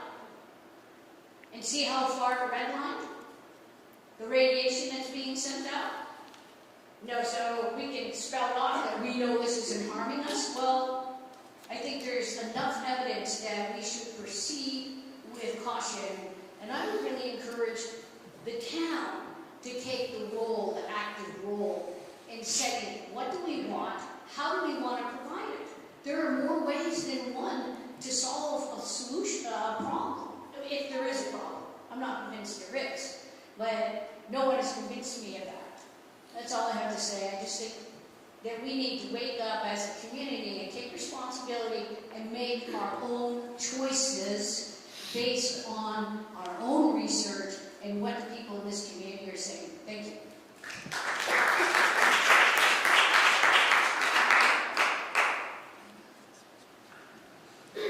I didn't really have a question for you. I noticed, but I will make one comment. And you have had the floor more than you shared. okay. Thank you for that. You're welcome. Just one comment, and that is the suggestion that municipalities should be siting cell towers is not what the law is set up to do, both on the federal level and the state level. And it ignores one very important fact, which is that no one under current law has the power to coerce someone to host tower or any other type of communications facility. So when Vertex or Verizon or one of our competitors goes out to locate a site, we have to find a willing landowner. We can't just say, you know what, we want it there, or the town of Manchester told us it needs to go there. The landowner has to be willing. The town does not have the power of eminent domain for cell towers. Important point. The next speaker is Robin Fisher. I don't actually have any questions, it's more comments. I've owned my home in Manchester now for a little over 20 years. I've had Verizon even longer, and I can say with certainty that my Verizon service has deteriorated greatly. I think there are several points here. I understand we're never going to agree on where a tower site should be. You're not going to want to see it. There's always a lot of not in my backyard, and I get that. But I think we're missing certain points. One of them is, I think we need to talk about the safety because of the lack of cell service. I understand the woman in front of me said that it is not their problem for emergency services. That, I had the exact opposite experience. My mother was at my home. I was away for the weekend. She fell and she tried calling 911 and she had no cell service. And she lay on my property for 4 hours until thankfully somebody stopped by my house to deliver something, was able to get in my house, use my landline to call 911. Where do you live? I live on just for everybody to know. So Okay, I don't want to. where this happened in town. Yeah. We can't get conversations going back and forth. I'm sorry. Comments need to be directed this direction. So from a safety standpoint, that is not the first time my mother has had an issue, nor myself. I got a flat tire, I couldn't make a cell phone call, I couldn't text, I couldn't email. I had to drive home on a totally flat tire in the middle of like 10:30 at night. My mother has now had 3 or 4 incidents where, and she's 89, so probably not she should be driving, but she was, and she did not have cell service. So I do think that there is a safety factor that we do need better cell service here. I think there's 2 other points. Today I was talking to a store in town who told me that some of the store owners and restaurants think that they are being harmed by the fact that people can't Google or do things, visitors, when they're here and find out places, because when we have so many people using everything, there is no bandwidth. So some of the businesses do feel that the lack of cell services impacts them. The third point that I would bring up is, with COVID, a lot of people are working from home. My husband works in New York City 2 days a week, and he works here 3 days a week. He's on a business call with his London and his New York office. He cannot get up the entire work day, because if he gets up and moves his phone, he would drop cell service. So we are full-time residents, we pay a lot in taxes, but he is going to be forced to the point to either have to retire, or we have to relocate part of the time to make it so that he can work. And I think we're just not taking into consideration the needs of the community for better cell service change over the last few years. And I do think safety is the #1 issue, but I do think we have to consider business. Somebody else mentioned that, and I think it is part of what makes us a thriving community, and we help our businesses to do better services. That's it. Thank you. I don't know that if there was much there that needs a response. No. Okay. And thank you for those comments. The next speaker is Leah Parks.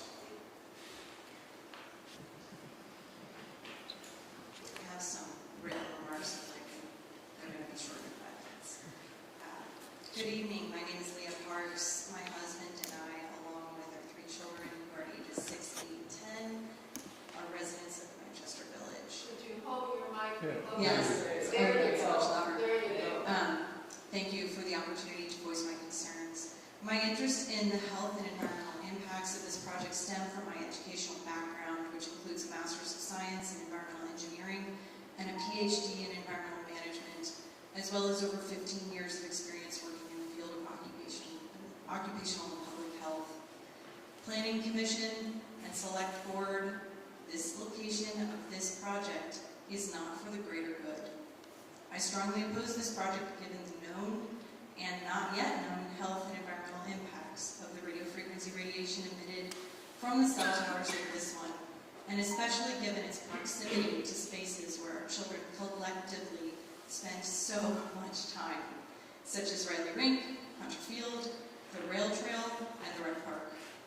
Research on 3G and 4G technology shows that commonly used RF frequencies are probably carcinogenic for humans and clearly affect male fertility with possible adverse effects on the development of embryos and fetuses and newborns. 5G technology employs a broader range of frequencies and much higher frequency radiation than used by earlier generations of cellular technology. Higher frequency radiation is largely absorbed in the skin, sweat glands, peripheral nerves, the eyes, and the testes. Children are more vulnerable to the RF radiation because their bodies absorb the radiation deeper, and their developing brains and organ systems are more sensitive to environmental stressors. The human health effects of this type of radiation documented in scientific research include increased cancer risk, cellular stress, headaches, sleep issues, genetic damage, changes to the reproductive system, memory deficits, and impacts to the nervous system. Importantly, it can interfere with our cellular biological processes that are not heat-related. Studies show that RF radiation causes oxidative stress, which causes inflammation, may damage DNA, lipids, proteins, and membranes. Respectfully, we should not settle for a study conducted by Verizon that simply shows the tower would meet the current safety limits set by the FCC that are from 1996, because those standards are decades out of date and woefully inadequate. Hundreds of scientists have evaluated the cell tower RF radiation exposure limits of the US FCC and found that they are not protective to the health of the public, especially not to the health of children. The science confirms harmful biological effects at levels that FCC limits would consider safe, and there are significant gaps in the way these limits were developed. Here are the gaps that I think. First, the limits are based on short-term thermal heating and not the long-term biological effects. This difference between thermal heating impacts and is the main distinction between ionizing and non-ionizing radiation. So I respectfully disagree with the comment that was made earlier that all non-ionizing radiation is harmless. Second, the exposure limits also do not consider the long-term chronic effects. They assume that measuring radiation power levels by averaging over time allows us to understand the impact to our health, and that peak radiation exposures are not necessary to measure to understand the potential impact from an exposure. Third, the assessments of the unique vulnerability of children and the fetus are not considered. The limits are based on radiation absorption into a large male. Fourth, the FCC exposure limits do not consider how this radiation is differentially absorbed by various body tissues. For example, breast tissue, eyes, testes, and children's bodies are more absorptive of this type of radiation. Finally, the FCC limits do not account for the impacts to local wildlife and the surrounding environment. There is mounting evidence that this type of radiation has harmful effects to bees, insects, migratory birds, as well as causing damage to tree canopies. While the wireless phone companies are in a race to roll out this technology across the country, I believe we are being included in a large experiment with potentially severe negative health consequences. Until there are updated guidelines, we should follow the lead of states like California and New Hampshire, as well as many local governments in neighboring states that have taken steps to slow the rollout and protect our children from harm. And very respectfully, to acknowledge your situation, I do feel like there are safer ways to reach emergency officials when you need them, such as landlines. I know. Okay, the time is up.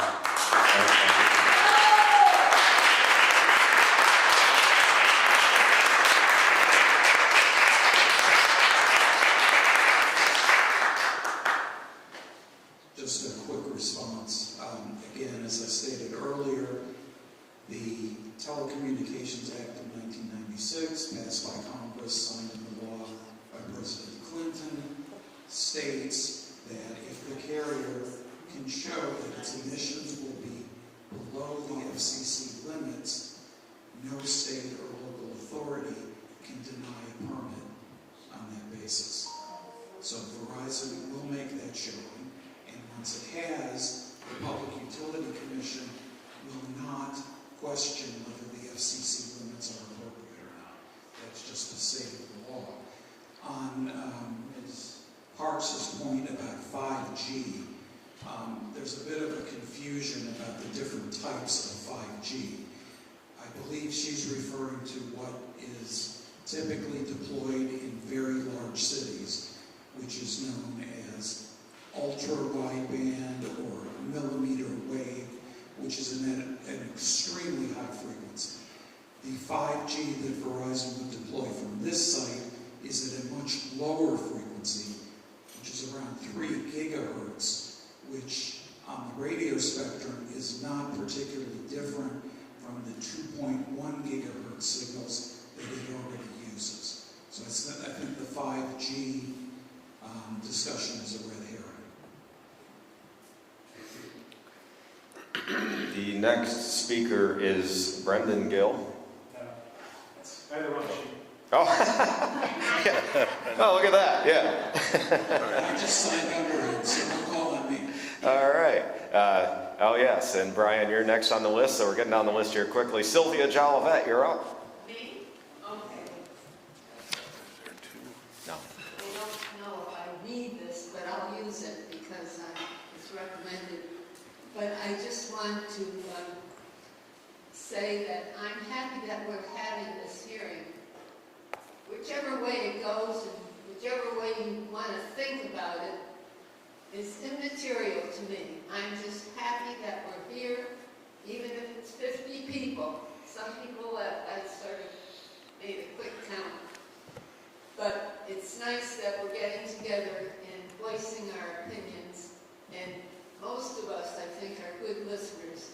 I would like to thank the two gentlemen that are here from Verizon to come and give their time and help us understand the problems that we are facing much better. Now, I assume that when a decision is made, it's going to be made between Verizon and the Public Service Board. That's what I assume. I don't think we're going to have much say beyond that. But consideration, I'm sure, is given to these hearings. The other thing I just want to emphasize on the ride and rate position of the cell tower is the fact that it's very close to this helicopter landing pad.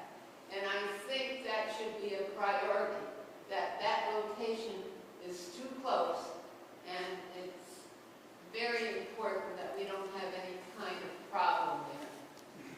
And the other thing I just want to stress is need. I'm ancient. I'm 88 years old, and in my home I have a telephone, a radio, and a microwave. That's it. In terms of modern electronics. I have no computer, I have no other means of electronics to use. But I'm concerned about the need. You know, bigger isn't always better. We seem to think bigger is better because most of us are very spoiled. We have more than we realize we need. Thank you.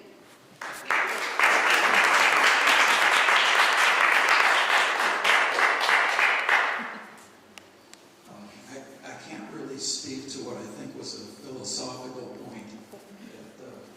Is it Sylvia? Yes. Okay. I think at the end that was kind of a philosophical point, but about the process, let me be clear in how it will unfold.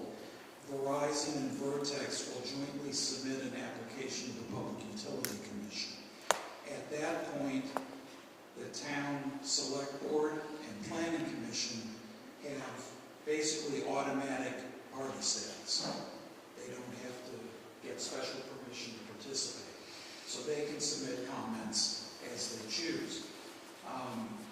Individual landowners, especially ones whose properties abut the parcel on which the tower would be located, do have to make a showing to the Public Utility Commission that they have some interest under the criteria in section 248A that would be affected by this tower. If they can make that showing, then they too will be able to participate. Plus, as I've said before, the Department of Public Service takes the role of the public's advocate. Now, that's not always a simple thing. You can see that there are public benefits to having greater wireless communications. On the other hand, some members of the public think that this is not the correct site. So it's difficult to predict what side the Department of Public Service would come down on. But that is the process. And when we do file that application, it will be served on the municipality, it will be served on certain state agencies, including the Department of Public Service, on the Regional Planning Commission, and all adjoining landowners. Once that's been done, there will be a 30-day comment period in which all of the people who receive copies of the application can chime in. So that's the process, and then Brendan wants to take off. Yeah, I just want to talk just basic to the helicopter pad. Our original spot on the property was on that side of that property line behind the rink. And then with feedback from the emergency services and landlords, we did actually move the location onto the other side of the property further away. And everything we do, we have to run what's called a tow air. So that's with the FAA. And they go through, they evaluate the site and proximity landing zones, and then they make a determination on the safety if it's okay. If there's anything that needs to be done as far as lighting, which from our initial report, we wouldn't have to light the site because it's outside of the landing circumference of the helipad.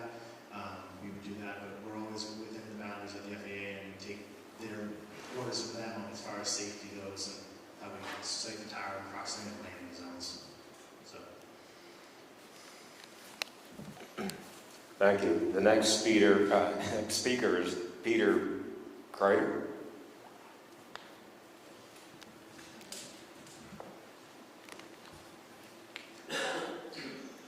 My name's Peter Kinder, I'm East Dorset. A couple of things I think have slipped by. One is that this is an area that markets itself for tourism and real estate and the businesses that go along with that. And looking at this presentation on the view shed and where is the tower visible from, the pictures are really well done. They're from low points. Every single one of them is from a low point. The view from Windmill Road, the view from Overlook, they're from low points. Nobody went up to Morris Hill Road and took a picture back. That's not there. You have no real appreciation for what the overall view is in the Valley of Vermont from these pictures. It's a completely, let's just say, misjudged presentation. It's not there.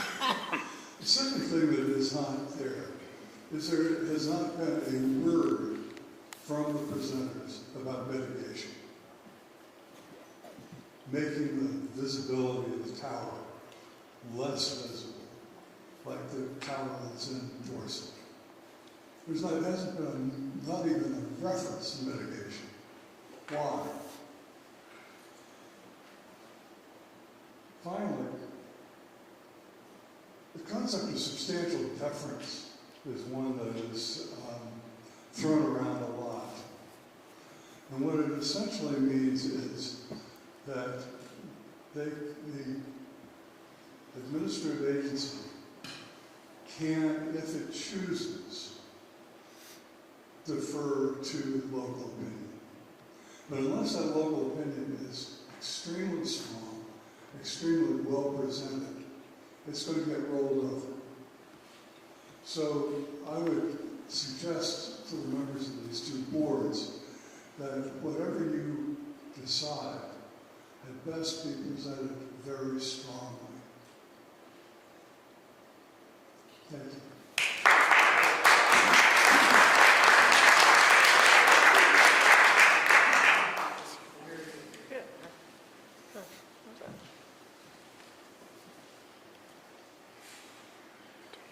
Just a quick response on the choice of locations for those photos. It's our experience that the views that cause the most concern among the public are views where the tower is backdropped by the sky. So typically we do ask our simulators to take photographs from lower elevations because that's where, if you did see the tower, it might only have the sky behind it. Typically at higher elevations where you're actually looking down on the tower, it's going to be backdropped by landforms and trees and things like that, so they tend not to be as visible. Just because if you look at this site in particular, if we go up to the higher peaks and surrounding valleys, you're going to be looking down, so you're looking at those solar panels, you're looking at the fire station's roof, and you're looking at, next door there's a gravel tower and some sort of processing plant there. So you're looking down on those structures already. So it's one of those things where it just kind of, it doesn't help show, if there was to be an impact, it doesn't really show anything more than looking down on top of something kind of on a flat 2D level. So if they get to present things like that, we can't counter, because I live where you can see it, and I look down at the fire roof, but all I can see is a 140-foot tower. That is my view line. The trees are much lower than that. So even if you're looking down from the ridge line, you're seeing a tower. Even with a backdrop of land, you're seeing a shiny metal tower. I think we got a little bit of a view of that from one of the pictures where it was looking down, and we could see the tower against a backdrop of landscape and that sort of thing. So we did see some of that and what the impact might be. We're going to continue down the list. Nancy Lear.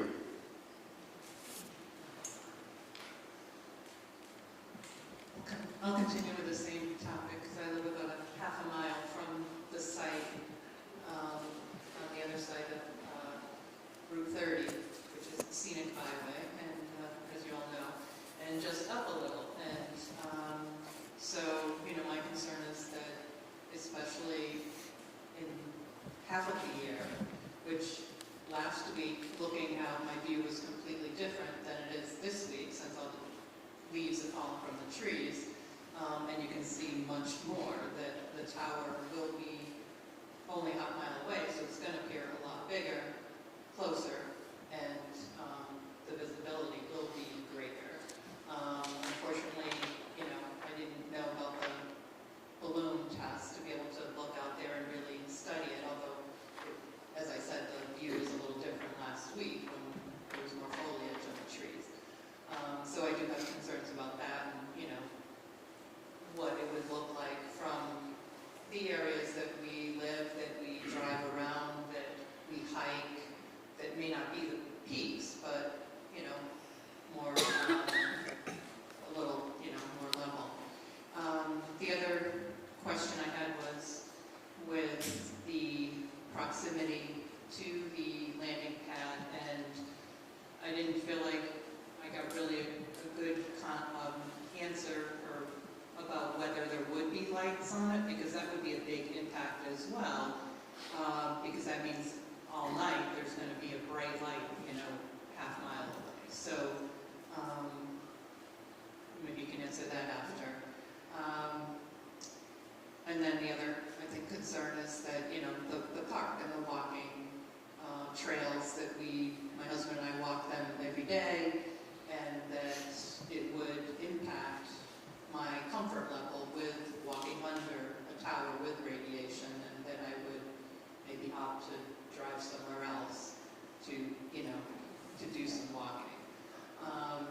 concerned, there are tons of kids outside the games, baseball, the fields right over Riley Rink, those are always busy with lacrosse and soccer players, the frisbee golf.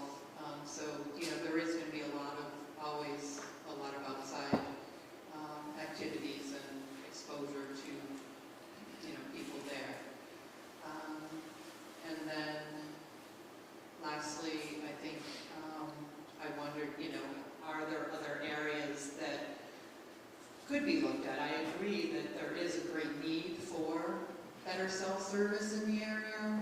I know, when my kids are coming up from up Route 30 going through, Townsend and Route 30, that whole way, I'm concerned because they have no cell service. And, going north a little bit, the cell service is crappy. And going south, you lose it as well, south of the city. So I know that there is a need, and I, respect that, and everybody wants good cell service, but again, wonder, have all other alternatives been depleted?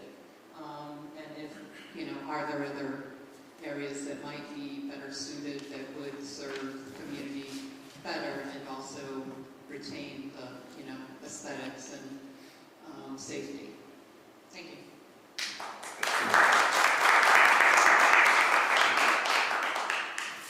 Yep, in response to the locations and the other sites in the area, the reason is there's sites, there's a site up on 30 and there's a site up on 7, and this site here would be a connection point between those sites for handing off of the signals. In the valley, there's really no other site that would look any different from what we're proposing. So whether it's a site, our current landowners, they have a substantial amount of property there as well. The adjacent properties are large fields. We looked at a lot of different locations on that property. We looked at the adjacent properties as well. They would all be the same from a visual, from all the concern here from a visual standpoint. There's no glaring other spot that we can put it that provides a service in that location that would be visible, or the visual impact would be minimized. As far as, and I apologize, there was a question earlier, as far as the camouflaging of a tower or something like that, make it look like it. In certain circumstances and locations, they do look right to do so. We've done it before, but they also don't look right in all circumstances. And this is one circumstance where you would have a very large tree that doesn't match the other trees, and there's no other way to kind of put that. So we found in certain circumstances less is more when it comes to project sites. And what about the lighting? Oh, I'm sorry. The lighting. From our initial review from the FAA, that the lighting is the first thing that would get triggered from a beacon, and that didn't get triggered. So we don't have our final determination, but that gets put into the records with PUC, and that's something they would weigh under that as well. So if there is a beacon that's needed, the PUC would take that into consideration as a impact to the surrounding area. But I don't believe that we're going to need a beacon at this location. So.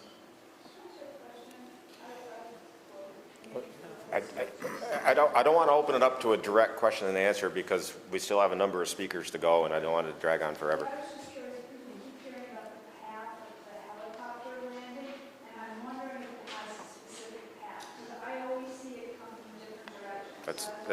That's a good point and germane to the discussion. I'll allow it. And it's that connection. So every site gets put onto the FAA map.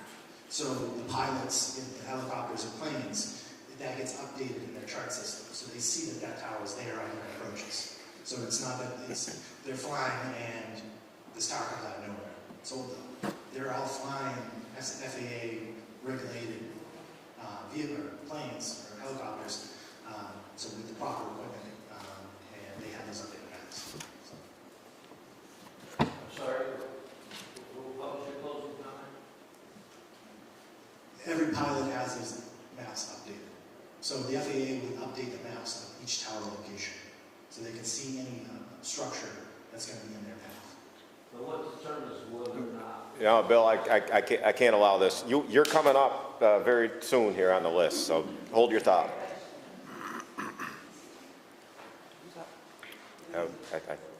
Are we ready for the next speaker?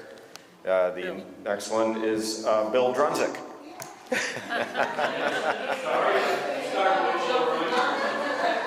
don't think I need the microphone. Okay? Well, first I'd like to just dwell on that topic a little bit more. I think we need a firm answer, yes or no, is the light going to be required on this tower because of its approximately close location to the helicopter site? We're giving these variations, it goes on the map and so on, but I have not heard whether there's a definite answer on light. That would be number one, okay? yeah. Keep going, Bill. Two, zoning.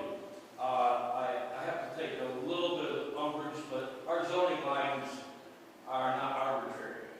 They've been thought out carefully by the town boards, the planning commission, and all the people that have worked with them over the years. They have been adjusted for various reasons over the years. So they're there with very good reason, okay? And related to that, I think I urge the boards to respond as and respect our zoning requirements. And if the tower is not permitted in the zone, I urge you to strongly state that this is not the right location for it. Three, I took a couple pictures of the existing site. I'd like to pass them around to the audience and end up with the boards.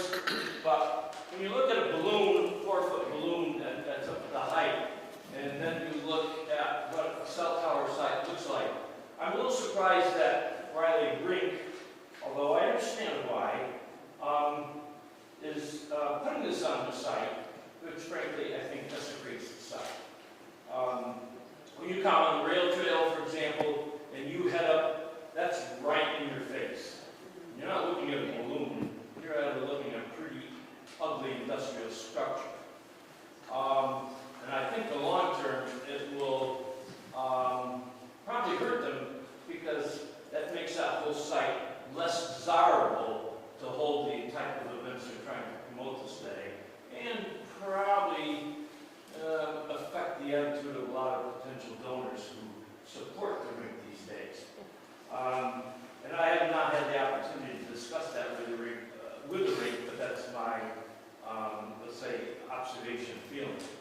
And then I'd like to talk about viewshed a little bit more. I'm developing a property on the other side of Main Street, and I'm slightly elevated. And unfortunately, the gentleman who worked for DPEC and went around and took all the pictures, she's not allowed to go into private property. And like I met him up in Village View Road and had a little discussion with him. And there's some vegetation alongside the road, so he can take a picture there. And of course, it's leaf time. Now that does a lot of obscuring for 6 months, give or take, during the year. And the other 6 months, it's amazing how much your view shed opens up when all the foliage is off the tree and bushes. But when you got on private property such as mine and some of my neighbors, that cell tower is in your face. There's no getting away from it. And I have been working on investing a substantial amount of money on a project that you're all aware of on the other side of Main Street, and it substantially affects our potential project. And I can't tell you how detrimental it will be, but what we're selling is our view shed and the beauty of the area and the background of the natural mountains. And that tower will be in the face of about 2/3 of our project that face across the valley and to the mountains on the other side of the valley. So I have to stand strongly opposed to this and urge the boards to strongly reject it. On the other hand, I'd also like to propose some solutions. One of the issues is the height of the tower. And this is clearly a business issue, so they can, to my understanding, I want to stand to be co-locate more companies on the tower that provide cell service. That's good from their perspective, but I think we need to talk about one of the compromises here is lowering the height of the tower. And I think even in a previous proposal, they talked that they could live with 100 feet. And that makes a big difference in how it affects the view sheds. So I strongly suggest that we proceed, because I do agree and do support to try to improve the services, that we look at a tower much closer to 100 feet. Second, I think it could be much more acceptable and work equally well if it was placed 1,000 to 1,500 feet to the north and maybe slightly northeast in what is referred to as the old gravel pit, which is properly zoned, has less impact than all the activity that takes place on the Reef property and thereabouts, and even the neighboring residents. So, Bill, I was so mesmerized by your presentation, I didn't give you the 1 minute warning. Your time has expired. well, guess what? I'm saying I'm done.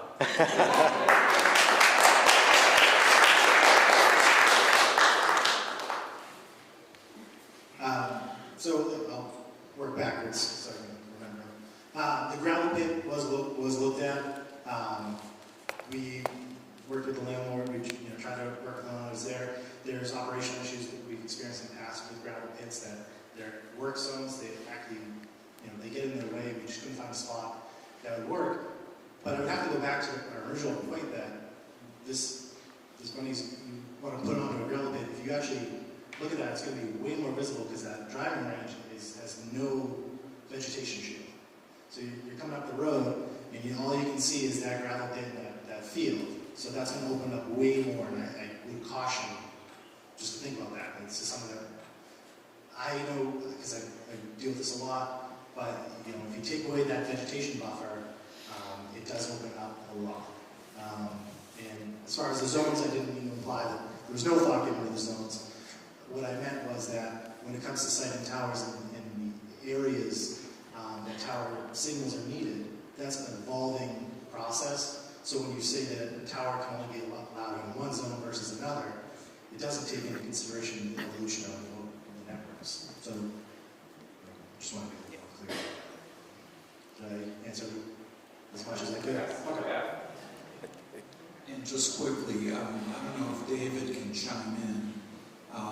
There was a point made by this last gentleman about the seasonal views and leaves on and leaves off. Did you take account of that when you did your photo simulations? I can answer that, yes. It is summerish time. There actually are some leaves off the trees in this area, some not. We, as the gentleman said, we can't come on private property to take photos, so we stay in public areas, roads, store parking lots, things like that. So there's no way for me to show what a picture would be once the leaves are off, when the leaves are there. So this is what we can do, is we actually, in all of our areas, we make a 1 mile circle, and we try to drive all the roads in that circle, and not just try to take pictures from close up or far away or downhill or uphill. We try to cover whatever that particular area is and give as many visible shots as we can, along with showing areas that are not visible. Again, you could be right that on the other side of a group of trees that it is much more visible. I can't show you pictures from it. Okay, next speaker. Susan Cunningham. I don't think I need a microphone. I love Sylvia. I want to say that. I appreciate all the work that you folks do. Bill read all my questions I wrote down. My question to you two gentlemen tonight is, has your company or Verizon passed on a site in the last year when you had opposition from a town? I understand that the FCC and everyone gives you the go, but have they decided that they would skip an area because town said no, or our government said no? And I did all the walk around the down zoning, the upzoning, I should say, the rezoning here. Town spent so much time and money on that I think you should oppose this just because of all the work, all you did so hard to have zoning lines. What's the sense of doing that work if you don't stand by it? Everybody wants to be grandfathered. Everybody will want a variance. You know, I would like to have a 16-floor apartment building put on my property. Are you going to give it to me? Like, zoning is there for a reason, and you all spent so much time on it and money. And like I said, Bill covered everything else. And there's only leaves on the trees from June to October. You should fly it in November. You should fly it in December. That's when you should do it. And like I said, everything else, I think I'm beating a dead horse. That's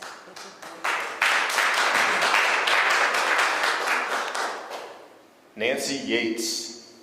Did they pass on anything in the last year? Oh, okay, there was a question there, I'm sorry. Yes, I'm sorry. Either place. I don't know about Vertex, because Vertex operates in other states within its territory. I can say for Verizon in Vermont, there was one site, I think it was in the town of Warren, where Verizon did withdraw its notice. I don't think it actually filed its application for that one.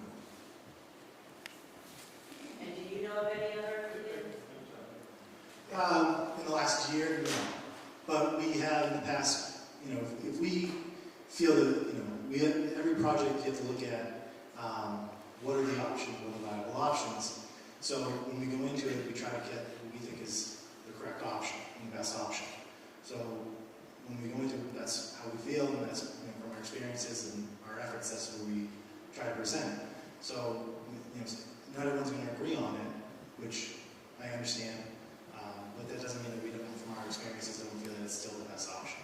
So in the last year, we haven't walked away because we feel that we put in the work, we've done all the criteria, we made all the surveying work, and we've done all the research to make sure that we get the right site first, not just any site. We do a lot in the state of Vermont, where we spend a lot of money putting in access roads to reach sites that can cover areas that would otherwise be forgotten, to towns that otherwise would be forgotten. So we really, as two persons, we really taken that on as a kind of personal company thing. And where other companies who try to just do the cheap and best option, that's not our approach. And I really hope that it doesn't come across that way. We go above and beyond to get the right site to maximize the signal, to make sure that another tower doesn't have to be put in a mile away. That's the number one. Next speaker is Nancy Yates.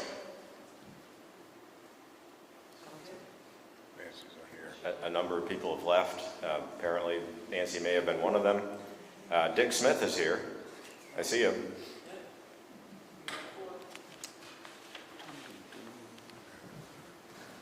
Just a couple of quick observations. I noticed in that chart for the graphics, you just had the one cell tower, the one company up there. You didn't put a big thing up there with 5 or 6, which makes it a lot more visible.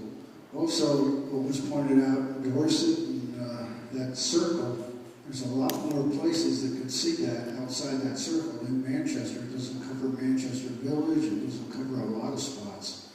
So just an observation, that seems very incomplete. The other thing is there anybody from North Shire Civic Center here? No. Because my question is, what were you thinking? What were you thinking? This is a big industrial. And if you're thinking money, all the indemnification and liability, you're bringing in all these groups and everything else. And the tremendous risk that can, one lawsuit, and it doesn't matter if they prove that it's safe. There's so many studies out there. There's a lot of personal injury lawyers around. We have one here in town, a couple in town. Would love to do something with Homer Place people and so on. So that's sort of my comment. Also, from a planning point of view, the town spent an awful lot of money on soccer fields and everything to bring in these big tournaments. And some of the fields that are used are at the North Shore Civic Center. And in the middle of that, you're putting up an ugly industrial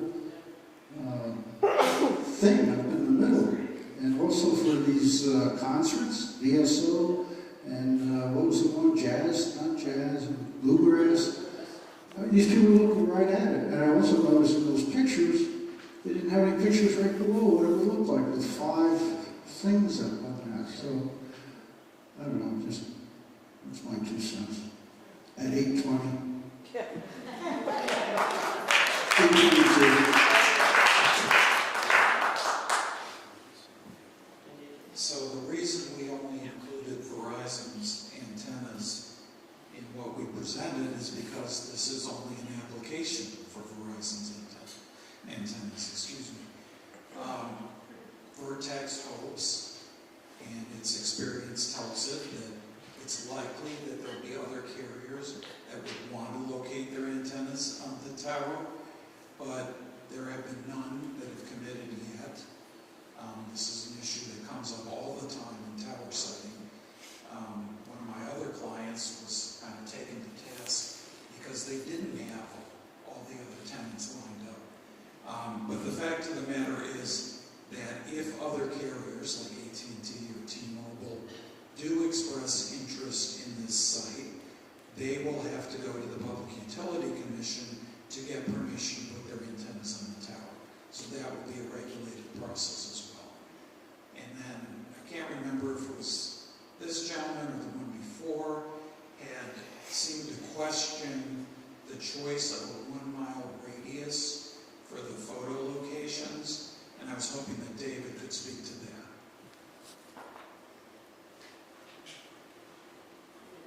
Yes, DSS has been doing photo simulations and future analysis here for 10 years. We find that even if it's visible from more than a mile away, trying to do a simulation of that,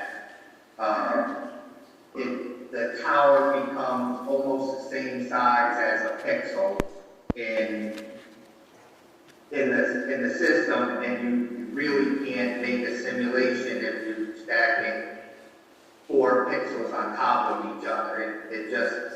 It doesn't work that way. We have very good cameras that take a lot of pixels, and they are programmed to be at the same focal point as the human eye, or as close as it can be. And once you get past a mile, representing that just doesn't work. It doesn't work in a bad or a good way. It just doesn't work.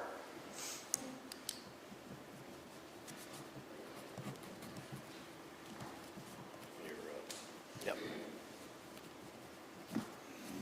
Did you hear me? Yep. Yes.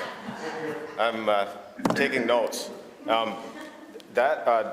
Dick Smith represented our final signed up speaker. Was there anybody else that wanted to speak at this point that hasn't spoken already? Has not spoken already. There's a hand up behind you, Bill. Hey. Hi, Rahel, I live in town in Manchester. Mary left, but I think she was talking about being electrosensitive, and she compared it to allergies, but I would say it's more like the canary in the coal mine. I think we're all affected. We just don't realize it. And people like Mary actually are. And so the rest of us can walk around blissfully, not knowing that it's affecting us when actually it is. And so as a community, we need to figure out what's the most important thing? Is it our health, or is it businesses, or is it, I mean, people talk about, I'm not that old, and I remember not having a cell phone 20, 30 years ago. And, you know, it's not as if we need to blanket the earth with service. I mean, the fact that there's not service between certain areas, to me, I find it crazy that we're worrying about. I mean, are we not going to stop until every piece of, you know, of the earth is just, you know, we have service, you know, service everywhere? So, you know, for me, it's the health. It's, you know, as we sort of spoke about, and Tina, there's so much evidence. There's so much evidence of what this does to us, to our children, and it's like you know, they call it it's like smog or electrosmog pollution, because it is. It is. That's what it is, and it's a silent killer. And I mean, I urge people to look into the health effects of this, because I mean, I understand the you know, the visibility and all that. For me, like, your health, like, doesn't trump any of this, and our children's health. It's insane. I mean, and if you want to look at a case, and it was mentioned a couple of times in Pittsfield, Massachusetts, there are people that had to leave their homes because they couldn't take it and live in their cars. And we're talking about, oh, I can't get cell service, you know, going down Route 30. It's just insanity. Yeah. I mean, the irony is we're slowly being microwaved to death, and we're worried about emergency and, you know, I think it's also an emergency. It's just the irony of that to me is just kind of comical. Sad, but comical. That's it. Thank you.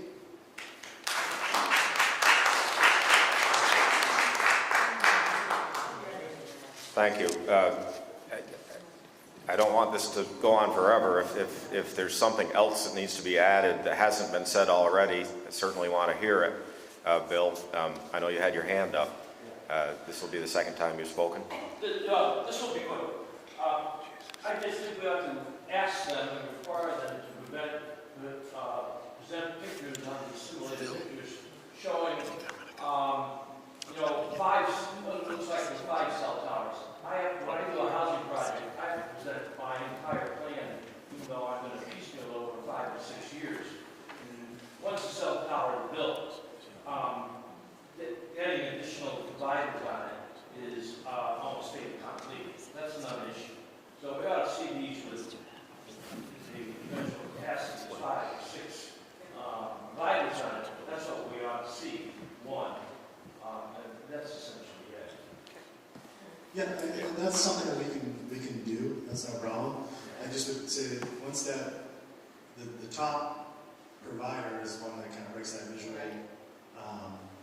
shield there. So once that's the one you're really seeing at the top. So everything else is going to be below. But I don't have a problem showing that. That's fine. And plus, what's on the ground? Right. There's substantial ground infrastructure to support this tower. There's utility cabinets at the base of it. We put a stockade fence around.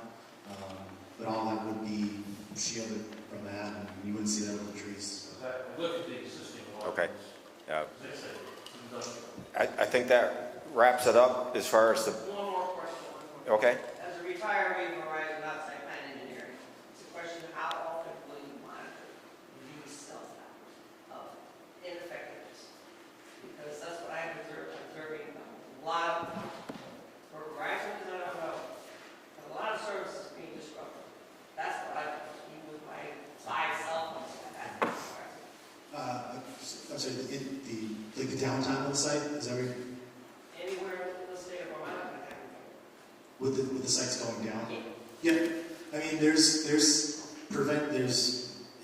as you said, outside plant.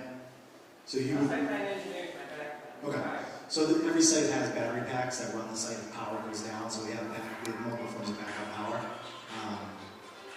So as far as the carriers, they visit the site regularly. They have a maintenance schedule where they check on the site, and they always remotely monitor apartment sites as well. So I can't speak to individual sites, but they do go down. Every infrastructure needs to be maintained. And at the same time, even my doctor friend, that's how county wants to use the cell. And he's in New York, just like Okay. The service is just not enough. The point was made, I mean, your point was made, there was an answer submitted. I don't think we're going to achieve resolution of the issue, but we've made, it's been noted, and I thank you for your comments. So just one quick comment, hopefully it will be of some comfort. Verizon uses a backup generator at virtually every site it employs. So in addition to the battery pack, there is a generator that will kick on in the event of a power outage, and it can stay on for hours. They are also, all of these sites report back electronically to Verizon's home offices. So if a site goes down, there's someone watching the control panel and can see that the site is down. I'm going to venture a guess, and this is just a guess, that it's less frequent that the site completely goes down than the site becomes jammed with too many users trying to get too much bandwidth, and then the site slows, the performance slows down, and that's why we're trying to add capacity. There could also be a fiber optic issue that connects the sites. Those are, I don't know if everyone's familiar with fiber optics, but that's basically like copper wires for telephone lines now. So those are long backbones that need to be maintained, and that's kind of outside of our control. But that's, those do get regularly maintained, but they also authenticate. Okay, I'm gonna rein this conversation in. It's just a continuing conversation. One more point. If I may, just because my reference to 5G was called red herring, is there anything that legally restricts what frequencies are going to be put on this tower now or in the future? Well, Verizon and any other carrier can only operate in frequencies that it's licensed to operate in. And the way that works is that the FCC auctions off the spectrum. So a provider would have to have bought spectrum in order to offer service in those frequencies. The only carrier that I'm aware of that bought the ultra wideband, the really high frequency spectrum, is Verizon. And they only deploy it in the densest of urban areas, Midtown Manhattan. I can tell you for this site, Verizon has no plans for that ultra wideband service. It would only use what's called C-band, which is approximately 3 gigahertz in frequency, and that does not have the same properties as the much higher ultra wideband signals. Okay, One teeny little question. I just wanted to know, in the spirit of transparency, what the Northshire Civic Center is being paid to that has no bearing on this presentation whatsoever. We did not do that with Mr. Dorr in the last hearing. We're not going to do it with Northshire Civic Center. That's a private. That's okay. That's okay. But we're not going to get into that. I think that ends. The board still have an opportunity for questions here. I don't want this to go on. We've been here over 2.5 hours indefinitely. You're waving your hand frantically, and I do want to allow people to speak, but I don't want this just to go on all night because we do have more.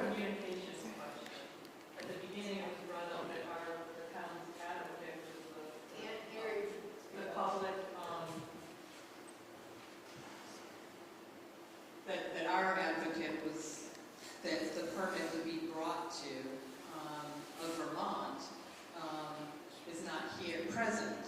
So just to, assure that they get all the information, our concerns, so that if they're the ones that are going to be, approving the permit, that they have this information and concerns. So I don't know who would be the person that would communicate, or if they would be Safe and trust. The comments will be submitted, the comments will be submitted. This has been televised from start to finish. I can't say for sure if the Zoom meeting was recorded. I don't see it on the screen. But there is a video recording of this. It is a matter of public will have access to that through GNAT. All your comments are included in that. Good, but like, who will make sure that the Department of Public Service, that you'll be applying for a permit, that they'll have? We have no control over that, but we will make them aware of that the record of this meeting exists. So everything that Verizon and Vertex file with the Public Utility Commission is automatically copied to the Department of Public Service. Obviously, tonight's hearing is not a filing. I do recall that Scott Murphy's emails about the timing of this meeting copied a gentleman named James Porter at the Department of Public Service. So I would suggest that maybe Scott and Jim would be the ones to exchange that communication. At this point, if there's comments or questions from the Planning Commission or from the Select Board, we'll allow that to take place. Any questions or comments at this point? I think we're good right now. Okay. The last time I had to sit out the last meeting that we had, presentation, due to a conflict. That conflict has been resolved. So I'm sitting here this evening and I'm back as chairing this meeting. At the last meeting, both boards took a position at the end of the meeting. From my perspective, and it's just my perspective, and the boards can disagree with me, I think that's premature. I think we need to take what we've heard here under advisement. There's been a lot of material here. Some presented as fact. Most of it, I believe, is fact. But there's a whole process ahead of us. An application has not been filed. We are party to the process going forward. Both boards are party. You can disagree with me if you want, and I won't be upset. I think it's premature to make a decision at this point. I'll let the boards decide what they want to do. Well, we don't have a quorum of the Planning Commission here at this point, too. We need further discussion, joint discussion. Yeah. So my expectation, and if the boards agree, would be that we would take all your comments under advisement. I appreciate the civility with which they were offered. I appreciate the demeanor of the whole meeting. I thought we conducted ourselves well, and I'm proud of this community. I want to thank the library and staff for giving us the opportunity to hold the meeting here.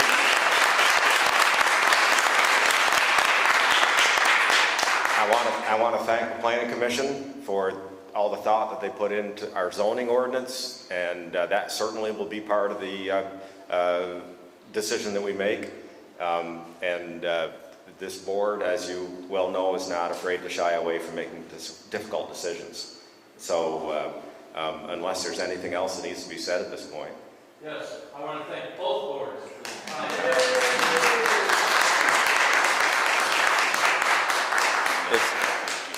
I need to thank GNAT. I didn't want to leave you guys out. And having done all that, unless there's other business to discuss. Move to adjourn. Second. Moved and seconded. We are adjourned as well. All in favor say aye. Aye. Aye. Aye.